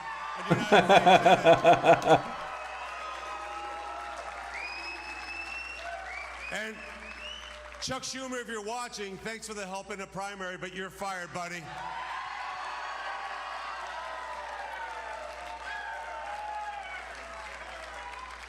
This is a new dawn of Republican leadership. With President Trump and J.D. Vance in the White House, we are going to advance an agenda that is an American agenda. An agenda that says we are pro-immigration, but not pro-invasion. We're going to make certain that the people who come to this country are invited here like I was, like my family was, on our terms. We're going to make this country an energy-dominant nation so that my kids do not grow up in a country where we ever rely on a foreign nation for energy ever again. Yeah. And we have that energy right here in Ohio. That means coal, that means natural gas, it means oil, and it means nuclear. And in terms of EV mandates, they need to be gone first thing in January. Yeah. Bernie Moreno, the winner in the U.S. Senate seat in Ohio. This is a major pickle. Like that guy. Senator and Sherrod Brown that ran ads that said he was, you know, at least working with former President Trump. He ran heavily on the issue of abortion and thought that they were going to make headway there. There were all kinds of polls, including the one we talked about earlier, that had Democrats fired up about women in the Midwest. Sherrod Brown won in 2006, 2012, and 2018. He was pro-labor. They thought he was safe at the beginning. This race was well run by Bernie Moreno, and this puts them closer to a Senate majority. He said it is a Senate majority. There's still the possibility that John Tester holds on in Montana, although he was behind going in. Deb Fischer in Nebraska, we're still watching that race very closely. But if they hold all of those, you could have a scenario where you're looking at 52-48, 53-47. You absolutely could. And it's worth pointing out that these Senate candidates, if he is one of a few, potentially, as Brett just said, they all closed very strong. I mean, these races were not considered competitive. You didn't see them on TV a lot because they weren't really considered to be in the game, but they are closing very strong, and we're going to keep an eye on all of them as they do. It's interesting to point out, his family immigrated here from Colombia, and, he talks about the American dream, about immigrating here, and it raises questions about how immigrants feel about immigration, because he is very much in favor of closing the border. Yeah, his brother was the ambassador. There's a lot on that. Garrett Tenney, our reporter in the Midwest, he's done a couple of pieces for us on a couple of small towns, one in Ohio and one in Indiana, that were completely just doubled overnight almost by immigrants. And he talked to families who have kids who are like, they can't even go to school anymore. They dropped out because nobody could be taught anymore. No one can find a place to live. I'll be very interested to see what Sandra Smith pulls out of that state of Ohio. Now, Donald Trump ran very strong in Ohio, and that helped Bernie Moreno as well. It will probably help Deb Fischer. I think it even helped Ted Cruz. Even though I think Ted Cruz was always going to win, it helped him win by a larger margin. Another point is, Sherrod Brown has been there forever. Incumbents usually win. But this past 4 years has seen a remarkable amount of incumbents all around the world, up and down the ticket. You think of what happened to the Conservative Party, the Tory Party in the UK. They lost everything because there was just throw the bums out type election, and Kamala Harris is basically weighed down by the Biden administration, and she still couldn't come up with something that she would change, and I think people are reacting to that. And once again, you have a state like Ohio where Sherrod Brown was able to hang on, even though it has been basically a red state for quite some time. Yep. And sometimes the migration of this kind of party move in a state takes a little while, takes a couple cycles. Surprised by this one? That Sherrod Brown, there were a lot of Democrats who thought like you thought, at the way you posited the question, that he's held on for a long time, he's running tough races, and that he had appealed to enough Republicans over the many years. But Moreno was a great candidate for them. He hung in there, and what it goes to show also is this issue of energy security. It's going to be interesting to see how this continues to play out in Pennsylvania this evening. Ohio and Pennsylvania both, and even Montana, where energy is a big, big issue. These three Democrats may have run up against a challenge here that they can't overcome. This shows you a little bit of break in the blue wall. If Ohio's 10 points and Bernie Moreno takes off Sherrod Brown, don't you, as you're looking at Wisconsin, Michigan, and Pennsylvania, say there are similar issues in these states? That's what I'm saying. No, I don't. Brett, the answer is a resounding unfortunate for me. Yes, I think you can begin to see that where that crack could come, if not a whole collapse. Let me make one last point. $161 million spent on the Bernie Moreno race by the Senate Leadership Fund. McConnell's basically the PAC to keep the Senate majority. $161 million. And in part, that's because they understand if we have one more of these things flip, think about what that does to the Supreme Court and the decisions that will be made by some of the justices and there. We're, one seat away from a majority for the Republicans, and Republicans have been counting as if it were a done deal all along on Montana Senate, where there's very little vote in, which I think is the reason it's too early to call. Not too close to call, because at this hour, Bill, according to what you just showed me on that map over there, that wonderful map of yours, John Tester's the Democrat John Tester, Democratic incumbent, is well behind with only, 6% in. Yeah, but it seems like he's down, just getting going a little bit there, right? Yeah, 14 points. But, I mean, that's in line with what has been the expectation. But listen, if you look at Ohio, it's the similar issues to Mike Rogers in Michigan. And there are similar issues in Pennsylvania for Dave McCormick. We're going to take a quick break right here. The race to 270 slowly taking shape. 270 is the electoral votes needed to win. The vote count changing by the minute. Check out that popular vote. Check out the popular vote. Our special coverage continues after this. What was the popular vote? Election Night on Fox News Channel is brought to you by Simply Safe Home Security. There's no safe like Simply Safe. Grr. Modern home security, my tale. What's Simply Safe got that I don't? 24/7 monitoring that acts on an alarm in 5 seconds to help stop crime in real time. Stop. This is Simply Safe. Police are on their way. Plus no contracts. Ever. Maybe Simply Safe and I could work together. Scaredy cat. There's no safe like Simply Safe. The votes are in. The next president of the United States is... My kingdom does not belong to this world. Repay to Caesar what belongs to Caesar, and to God what belongs to God. Jesus, we trust in you. Amen.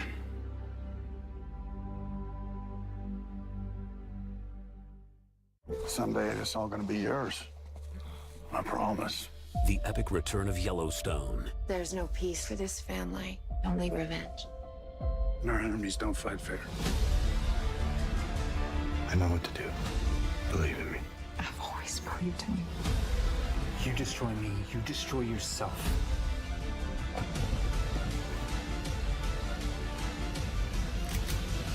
Yellowstone. Watch on Paramount Network this week. I got this $1,000 camera for only $41 on DealDash. DealDash.com. Online auctions since 2009. This PlayStation 5 sold for only 50 cents. This iPad Pro sold for less than $34. And this Nintendo Switch sold for less than $20. I got this KitchenAid stand mixer for only $56. I got this barbecue smoker for 26 bucks. And shipping is always free. Go to DealDash.com right now and see how much you can save. You believe you were sent by God? Yes.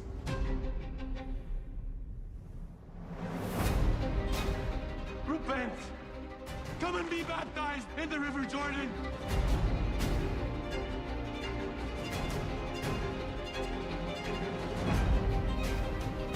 I speak in the name of the one true God.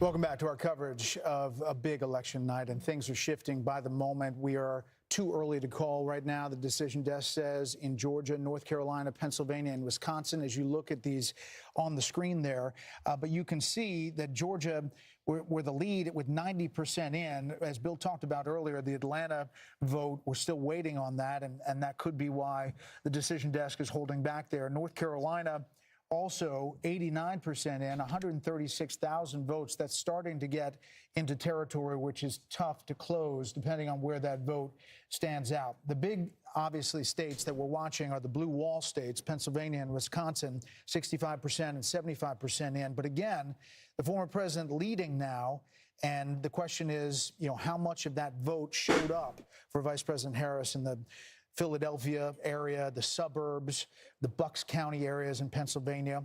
We also have an update from Wisconsin. Indeed, we do. Mike Tobin is standing by with an update. This has really been the biggest problem area that we've seen, at least so far. We're waiting for a number of these cities, Mike, but give us an update on what's going on with the machines there and what you expect.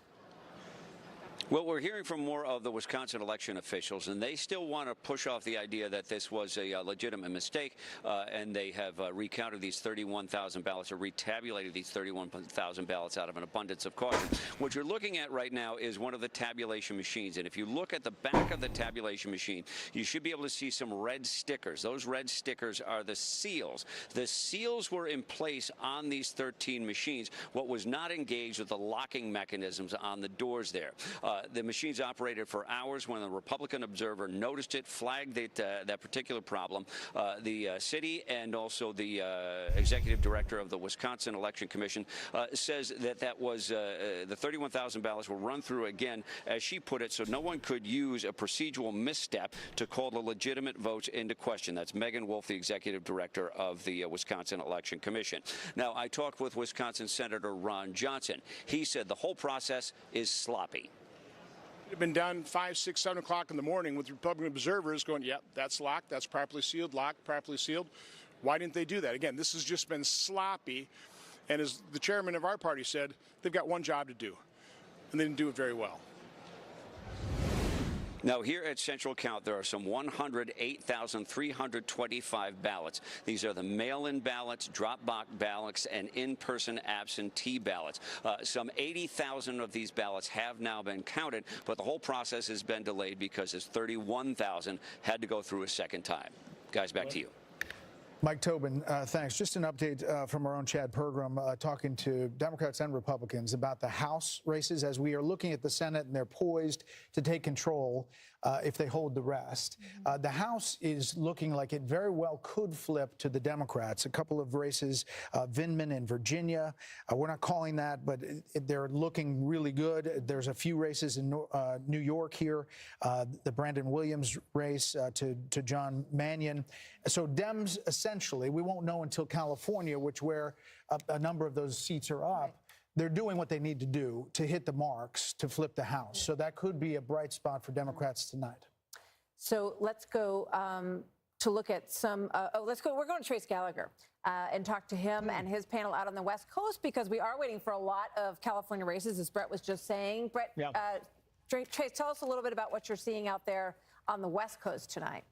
And we're going to pick up the last 3 hours of this coverage tonight, Martha, so we're kind of gearing up for that. It's interesting. The big news out here, of course, California, no surprise, went to Kamala Harris.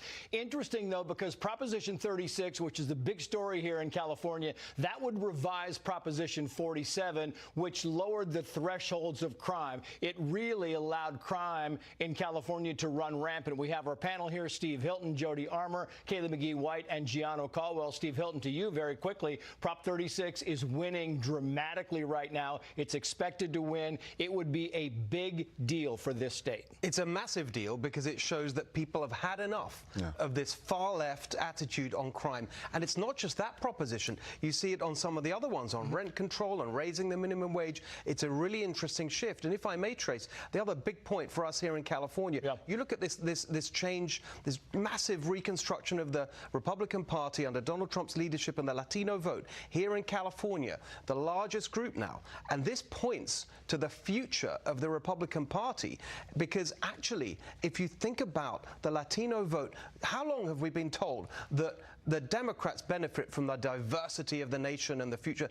Look what's happening. The more diverse America becomes, the better Republicans can do if we keep going with this new Republican Party that Trump has fashioned. It's a very good point. And, you know, it's interesting, Kayla McGee-White, because we talk about Proposition 36, and Kamala Harris was asked about Prop 36. She would not weigh in on this. She wouldn't say whether she voted for it or against it, and that's significant. And this was one of many policies where she refused to provide a clear answer on where she stood. And, you know, this strategy of avoidance, which we've seen repeatedly throughout this campaign from her, it was a gamble. She thought that because she was slipping in the campaign at the last minute and because she was running against Trump, that voters wouldn't notice or they wouldn't care, that she was giving them a whole bunch of nothing. But I'll just say, I'm from one of these swing states, from Michigan, and even in the swing states, it matters a lot where Kamala Harris stands on something like Proposition 36, because if she doesn't want California to take crime seriously, what about the rest of the country? Yeah, and nobody takes crime more seriously than Gianno Caldwell. You have studied this, Gianno, and this is a big deal going forward for California should this pass. That's right, and that's why I started the Caldwell Institute for Public Safety. I got to tell you, I'm glad to see that many voters in the state of California have been pushing back against crime. Unfortunately, Gavin Newsom has been very supportive of the initiative of Prop 47. He thinks that there shouldn't be any changes. But this is a major problem, and I think we see this not just with this particular prop, but we've seen it with a lot of progressive prosecutors funded by George Soros, people like George Gascon, who people are fed up with, and that's why Nathan Hochman, who's running for district attorney of Los Angeles County, is predicted to potentially win this one really big. I think the Democrats who've fashioned the idea that if you be soft on crime, then there's going to be criminal justice reform, when in fact there's been nothing but justice for the criminal. It's going to win. It's probably going to win big, Jody Armour, but the governor of California is against it. He thinks it's just going to raise the number of people going to California prisons. Yeah, well, the fact that Harris wouldn't answer the question about what she voted on this, a former prosecutor. She said, I'm the top cop. She, her bona fides are that she's law and order. She was one behind Prop 47. Right. And so she's a frictionless weather vane. She gives you that impression. Blowing whatever direction the wind blows, she's willing to go there. And that was another example. She should have said, I was the top cop. I'm 436. I see the error of my ways. I see crime going in a certain direction or whatever. But instead, she does this frictionless weather vane routine, and people. But you can't expect her to do that when she was the one posting links about rioters and looters during the George Floyd era. This is not somebody who's about law and order. Gianno, Kayla McGee-White, Steve, Jody, thank you all. Martha will be here later in the night when everybody gets tired there in New York, and we'll handle it from there. Back to you guys. Okay, Trace, thank you very much. We're looking into a lot of different numbers that are coming in, and as you know, this is all baking. Bill's at the wall trying to go into different places. Wisconsin's on the board right now. Yeah. Bill, what do you got? Just picked up something from the New York Times. I just want to repeat this. I was trying to locate this on the map, and it's true. Right now, Donald Trump, in the big cities of America, Miami, Chicago, New York, Dallas, and Houston, he is improving on his margins from 2020 by double digits. You think about that, right? Since COVID, you think about immigration. You think about the homeless crisis. You think about how our cities have changed over the past 4 years.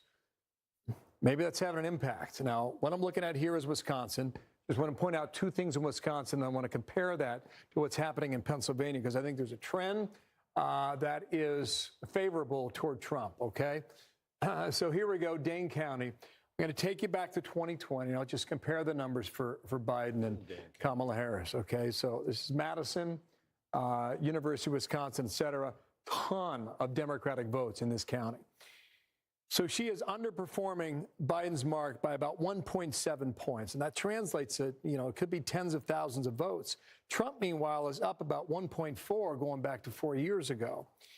Let me come up here to La Crosse, all right? You get Democratic votes here in La Crosse, right along the border there with Minnesota. So this is Biden 4 years ago. It's not quite 2.5, but it's close to it, where she's underperforming in a county where she should be doing better. And here you go, Trump doing 2.5 points better in that particular county in Wisconsin. So we'll keep an eye on that. Come out a little broader here. Come back to 2024. Hang on one second, guys.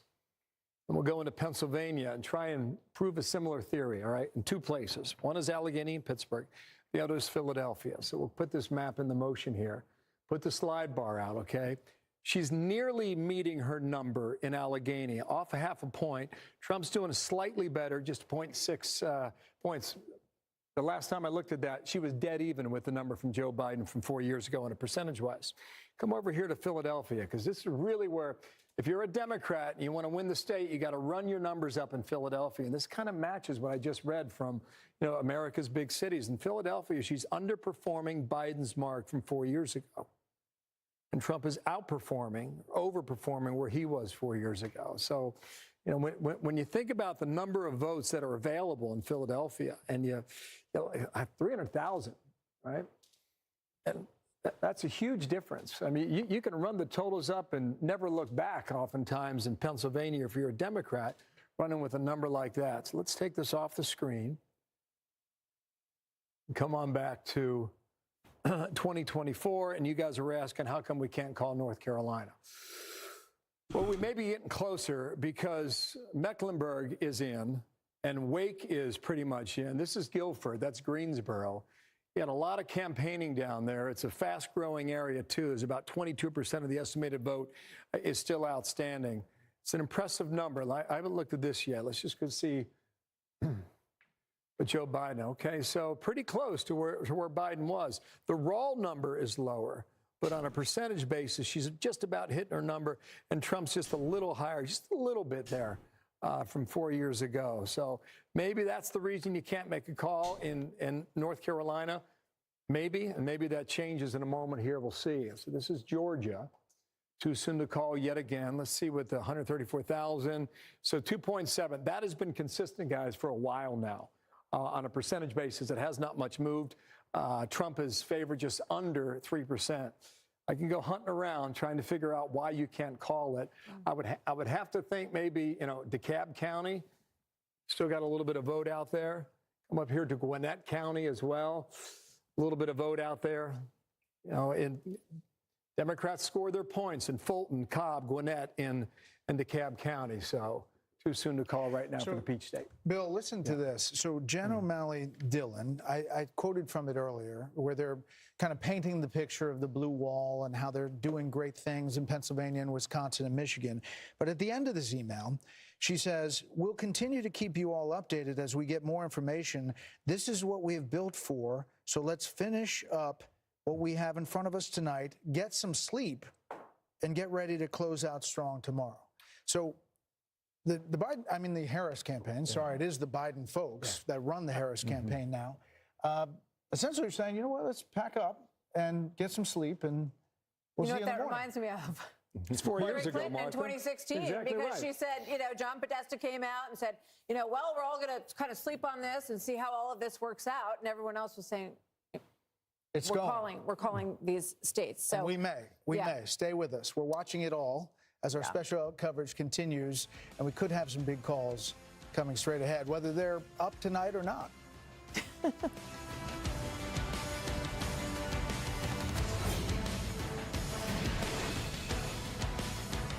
What if, instead of giving a holiday makeover to some stranger's house, you revisit your own childhood home? Oh, wow. The name of your true love is Nick. 3 rom-com-worthy meet-cutes, all with guys named Nick. Aaron Krakow and Daniel Lissing, a holiday tale about finding true love. Nick! Yes! In the nick of time. You have a little snow in your hair. Santa Tell Me. Check your local listings. Part of Countdown to Christmas. Only on Hallmark Channel. Here's why you should switch from Google to DuckDuckGo on all your devices. DuckDuckGo comes with a built-in search engine like Google, but it's private and doesn't spy on your searches. And DuckDuckGo lets you browse like Chrome, but it blocks cookies and creepy ads that follow you around from Google and other companies. And there's no catch. It's free. We make money from ads, but they don't follow you around. Join the millions of people taking back their privacy by downloading DuckDuckGo on all your devices today. While you watch Fox News, stay connected at foxnews.com with live blogs, interactive features, and voter analysis. Foxnews.com, your ultimate second screen.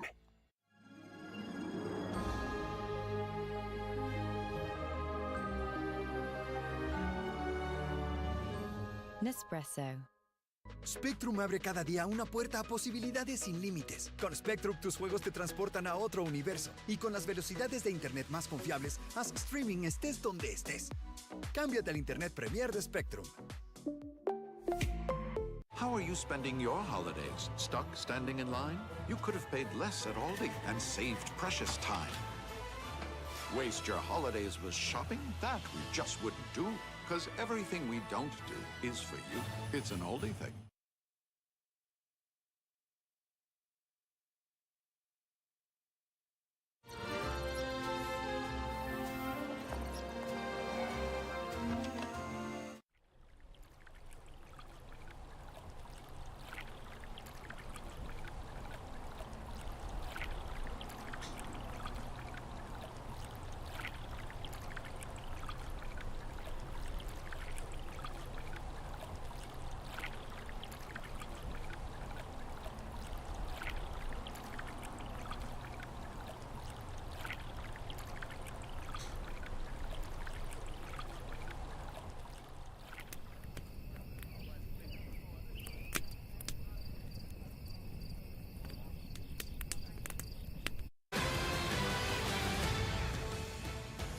Okay, let's bring in our panel. Joining us now, Kayleigh McEnany, Richard Fowler, and Katie Pavlich, and our 3 steady Eddies over to my right, who we're not letting. We've chained them. They're not going anywhere.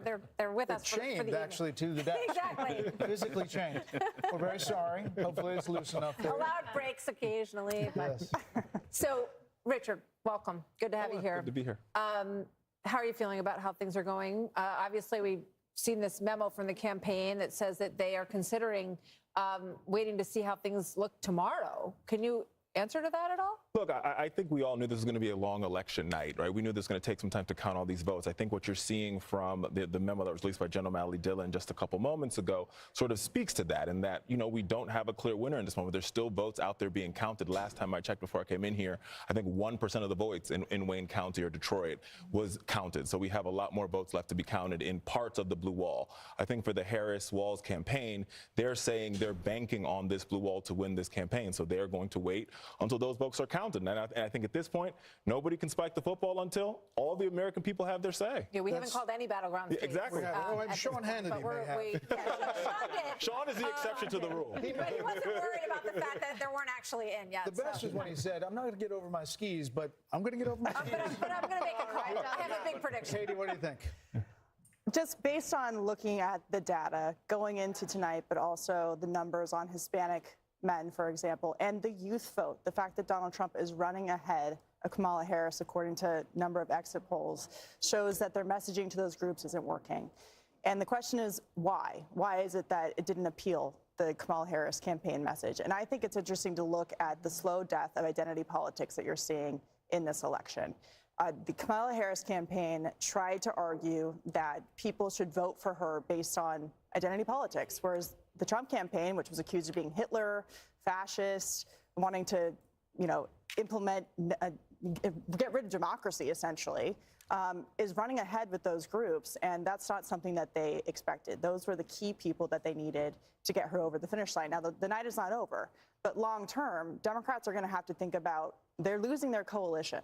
And how are they going to get it back? You can't just argue that someone in your opponent is a Nazi, essentially. You have to have something to offer. And at this point, they're looking at the numbers and saying, if we're running this far behind in these places that we're looking at the votes, it's going to be a tough climb getting to that 270. One of the interesting things that strikes me as you say that is that the character issue was dug into so deeply by the Harris campaign and by Democrats at large across the country. And Kayleigh, it looks like not only did the 48% that has been rock solid for Trump throughout the entire course of his run, not only did they not care about that issue, I think, you know, they say, well, we know him, we've seen all of this, you know, what we watch is, you know, the policy results, whatever they're saying, but added people on top of that, despite these character issues that were so drilled on by Kamala Harris in this campaign. I think you make a really important point, and two voters come to mind when you make that analysis. There was a voter in the New York Times. They'd followed this group of undecided voters. This voter said, pre-Kamala Harris, I was 50.01% likely to vote for Trump. He didn't like him personally. He didn't like his affects. He didn't like him. Then Kamala Harris came on the scene, and he wanted to know how she differed from Joe Biden on inflation. He ended up discovering she doesn't. And he went by a 51% margin for Trump. He said, I still don't like the guy, but that tipped me over the edge. Another voter who comes to mind I saw today, he had not voted in an election since Obama. He said, I am a blue-collar worker. I am here voting today because of no tax on overtime. And I think if Donald Trump prevails tonight, we have to look at his working man's agenda. No tax on overtime, limit on interest on credit cards, no tax on tips. This holistic look that perhaps not just realigned the party on blue-collar workers, but demographically as well. Can I just add to that? You know, for years, we've heard from the Biden-Harris administration that Americans are not suffering, that inflation, A, wasn't happening, then it was transitory, then we just had to deal with it, even though it wasn't getting better. That has been something the campaign has struggled with. They eventually came around to grocery prices being too high, but their essential argument was Donald Trump is a bad guy, therefore you should vote for us, even though we're not going to detail what our policy plans are. And you're seeing with a number of groups that they're saying, especially on the economy, we actually need some hard economic policy because we are hurting, and they've been told to either deal with it or that it's not happening. And the Harris campaign has not had an answer for those folks outside of what they've tried to Katie, I think that issue that Donald Trump is a bad guy worked for them in 2020 in particular. I mean, people tell me all the time, no way Joe Biden got 80 million votes. I kind of agree with that. I think Donald Trump got those 80 million votes for Joe Biden. In the passage of time and with the record of the Biden administration, those concerns faded. And while I think a lot of people voted for him like the voters you described, without much enthusiasm for him, but in definitely thinking it was a better deal back then than they are getting from this administration and have gotten from this administration. And if he wins tonight, it'll be the fact that they look back on his administration more fondly than they ever might have thought they could even 2 years ago. We've said it before, Dana, about what former President Trump has faced. If you look at what they call lawfare and what he faced in Manhattan, he still faces a sentencing at the end of November. Judge Marchand there. He is still facing other cases. There is an appeal of the Attorney General's case, Letitia James here, that the appeals court looked like it actually was siding with Donald Trump. Yes. And they could have a ruling that either strikes it down or reduces it dramatically right after the election, even though Vice President Harris used that in many ads to say that he was, convicted and he also lost this civil case. It's pretty amazing that we are where we are. It is, and I feel like I wish I were Shannon Bream right now because I don't know all of the legal issues, but I could play. But you know the sense, 30,000 feet. Yes, I think, again, it's one of those things that you think of all that he withstood, but it's also this result of these states that are coming in so far. It's because of what they did, right? And he didn't let it bring him down. So he would sit in courtroom all day, and then he would go campaign at night and go do a rally, and he'd be back in court the next day. And if you think even just about the creativity of the campaign, like at McDonald's, et cetera, they were just beating her to the punch every single time. Yeah, You're going to make a quick call. They completely dropped the felon argument. You don't even hear it. You didn't hear it through the course of most of the campaign.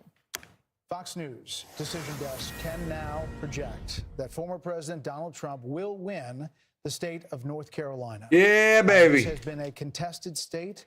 Vice President Harris went there many, many times. 232. Democratic governor in the state of North Carolina. You saw former President Trump go there a number of times, about 4 times in the past 2 weeks to campaign. The campaign always felt that they were in good position in North Carolina. Now we can project that he will win the state of North Carolina and its 16 electoral votes. The Fox News Decision Desk can now also predict that Vice President Harris will win New Mexico. That was a tight race. It had tightened in recent days, but Vice President Harris will win New Mexico. So as we look at the race to 270, the electoral votes needed, it now stands at 232 for former President Trump and 198 for Vice President Harris. That makes North Carolina the state in the battlegrounds that Trump has won 3 times.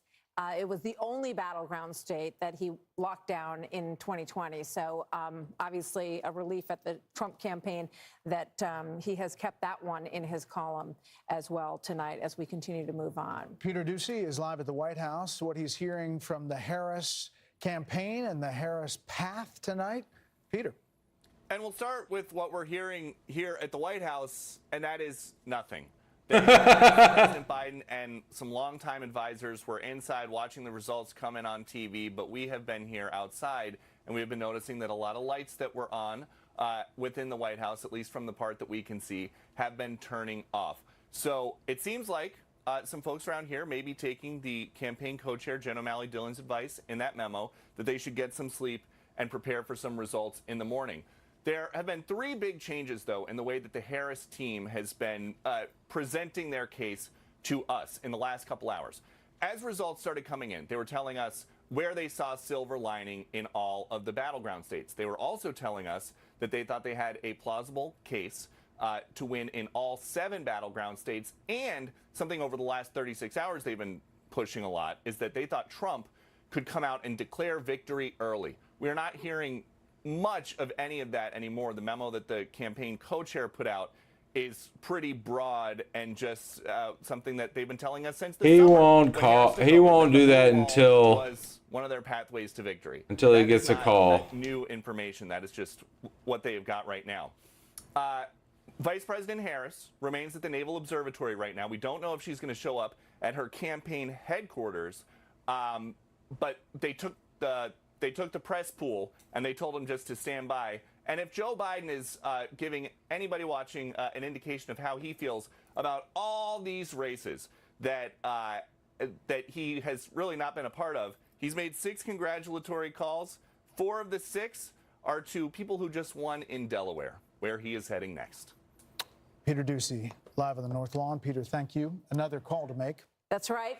We can now let you know that the Fox Decision Desk can project that Vice President Harris will indeed win the state of Virginia. This was much closer. It was a state that the Trump team said they felt they might be able to expand the map, but better than he did in the prior elections. But this has just been called for Vice President Harris. And President Trump did better with non-married men than he did 4 years ago in Virginia, which seems to be a theme that we're seeing in a lot of these states, that all according to the Fox News voter analysis. I want to bring back our panel, but I want to read from an email that came from Jackie Heinrich moments ago. I'll just read from it. 3 sources close to Harris are expressing concern that Harris's path to victory may be too narrow to overcome. One source at the Harris Friends and Family Party says, quote, her path is so narrow and she is not doing what she needs to do in Pennsylvania, Michigan, and Wisconsin. The exit polls I saw hours ago are all accurate. They need to suddenly outperform those. I don't believe it will happen. Asked about this, a second source close to Harris told me I 100% agree. The path to victory is very difficult. His numbers are higher than expected in counties where he should be losing by larger margins in Pennsylvania and Michigan. A third source saying, close to the campaign, I think we're losing this. I think we're losing this. Hearing word that Vice President Harris may come to Howard University soon, but not for another hour. Harold Ford Jr. So consistent with those numbers, Brett, the race, that Senate race in Pennsylvania between Bob Casey and Dave McCormick, it looks like McCormick with 81% of the vote in is leading by a point and a half, and we'll monitor that. I think that race, if McCormick wins that race, I think it's very likely to say that President Trump will win the Commonwealth as well.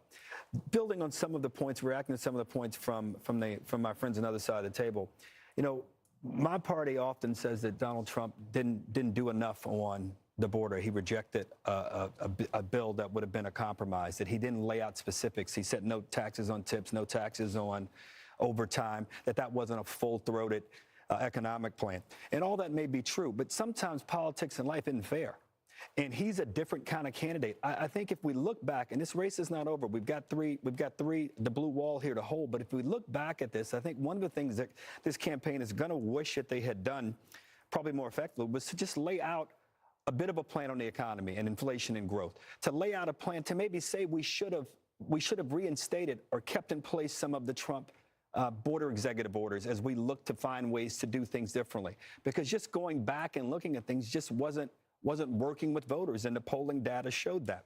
And the fact that we have more wealth today than we did 3 years ago, more innovation, more cures and therapeutics, more oil than we did 3 years ago, and they couldn't figure out how to run on that, couldn't figure out how to capitalize on that. So as we talk about reconstituting our party, that's some of the things we're going to have to do. And if you guys are successful tonight, I hope that President Trump is willing to reach out to us as well and try to figure out ways in which to grow the country for every American. But don't you think he's done that? I mean, look at the coalition he has built. I think there's been an underestimation of what the definition of protecting democracy is. So, okay, you have RFK Jr., Tulsi Gabbard, who was in charge of the DNC at a certain point, saying there's all this lawfare. You're suing to keep RFK Jr. off the ballot. Nicole Shanahan, one of his vice presidential candidate at the time, feels the same way. And people look at that and say, he's building a coalition that actually works. The only thing I'm saying is Brett Baer wrote a great piece for FoxNews.com called about unity and about what happens when these races. This is one of the most divisive races in my 54 years of life. My only point is it will be time to whomever wins. And if it's President Trump, it looks like it might be, it's time to heal and move forward. And I think he'll have to do something. I don't disagree with he's built this coalition, it looks like tonight. But it's going to take more than that. I'm one, as a Democrat, willing to work with him if he wants to do that. But it's going to take each side wanting to do it. We're going to make a call here. Stand by.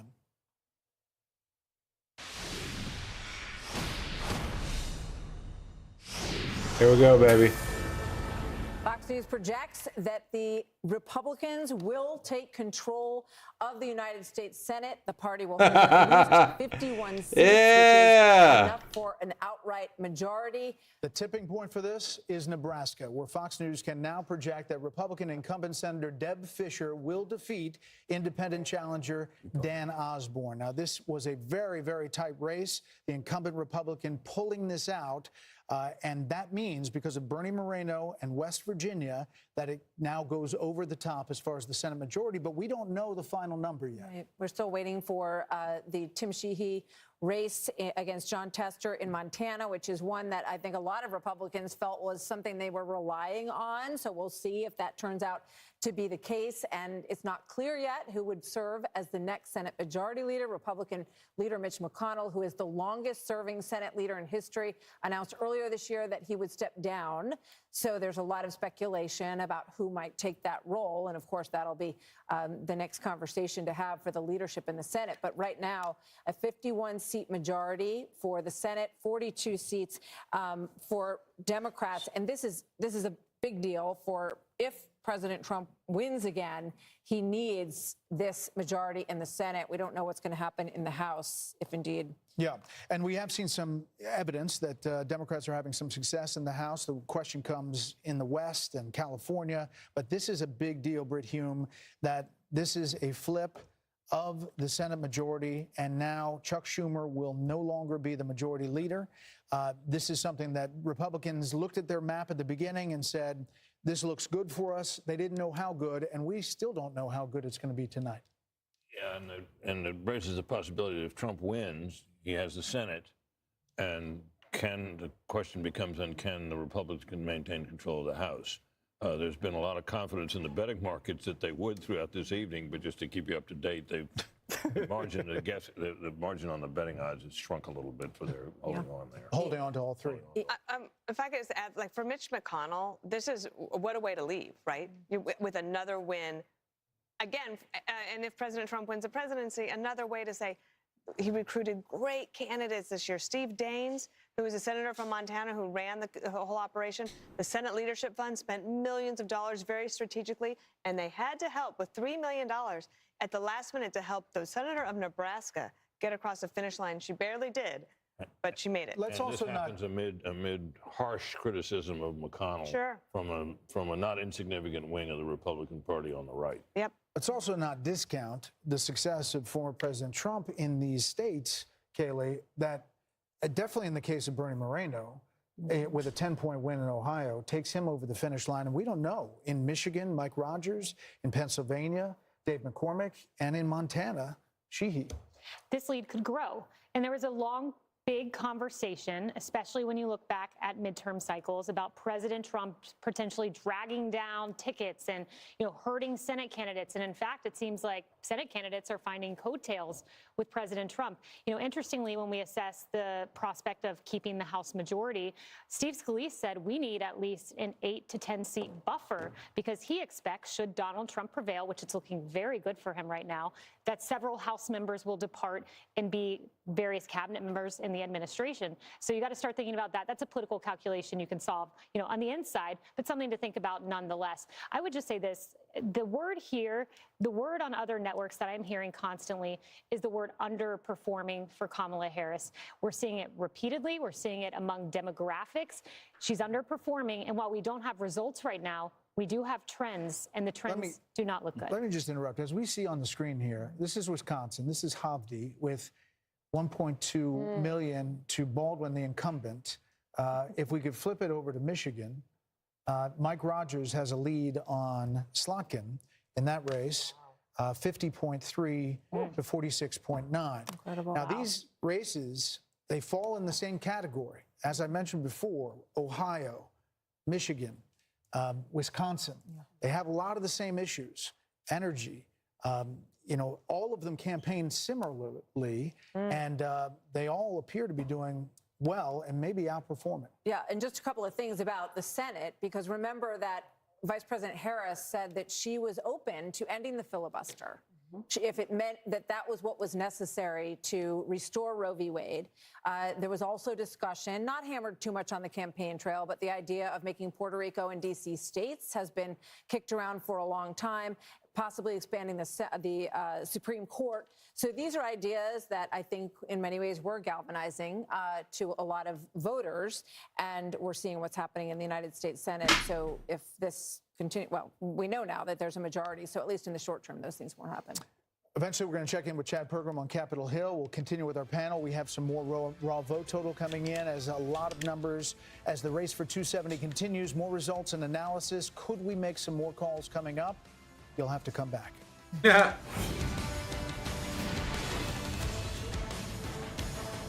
Putin's army has unleashed unthinkable evil since invading Ukraine, torturing Christian leaders, destroying churches and burning Bibles, kidnapping thousands of Ukrainian children and holding them hostage in Russia, brutally assaulting and raping women of all ages. Freedom and democracy are under attack, and Ukraine is the front line.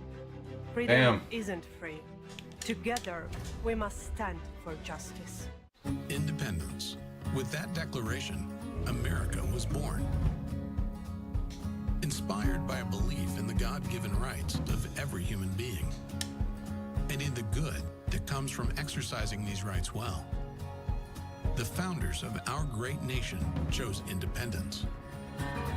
As do we. Hillsdale College accepts no government funding because independence makes possible the good to which we aspire.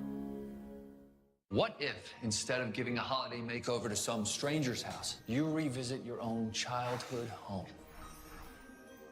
Oh, wow. The name of your true love is Nick. 3 rom-com worthy meet cutes, all with guys named Nick. Aaron Krakow and Daniel Lissing, a holiday tale about finding true love. Nick! Yes! In the nick of time. You have a little snow in your hair. Santa Tell Me. Check your local listings. Part of Countdown to Christmas, only on Hallmark Channel. Let's go walking. All right. That's going to do it for tonight. I'm going to watch the rest of this in bed. It's getting late. Now I got to work in the morning, unfortunately.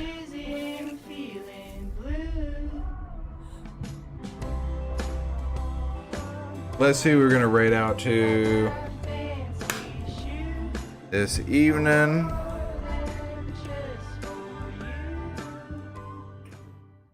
If you're shopping for a Going home, over to Reed and see what he's browse chatting hundreds of about. listings to find homes with big yards, or compare lot sizes all at once. /Reed. To find space to grow.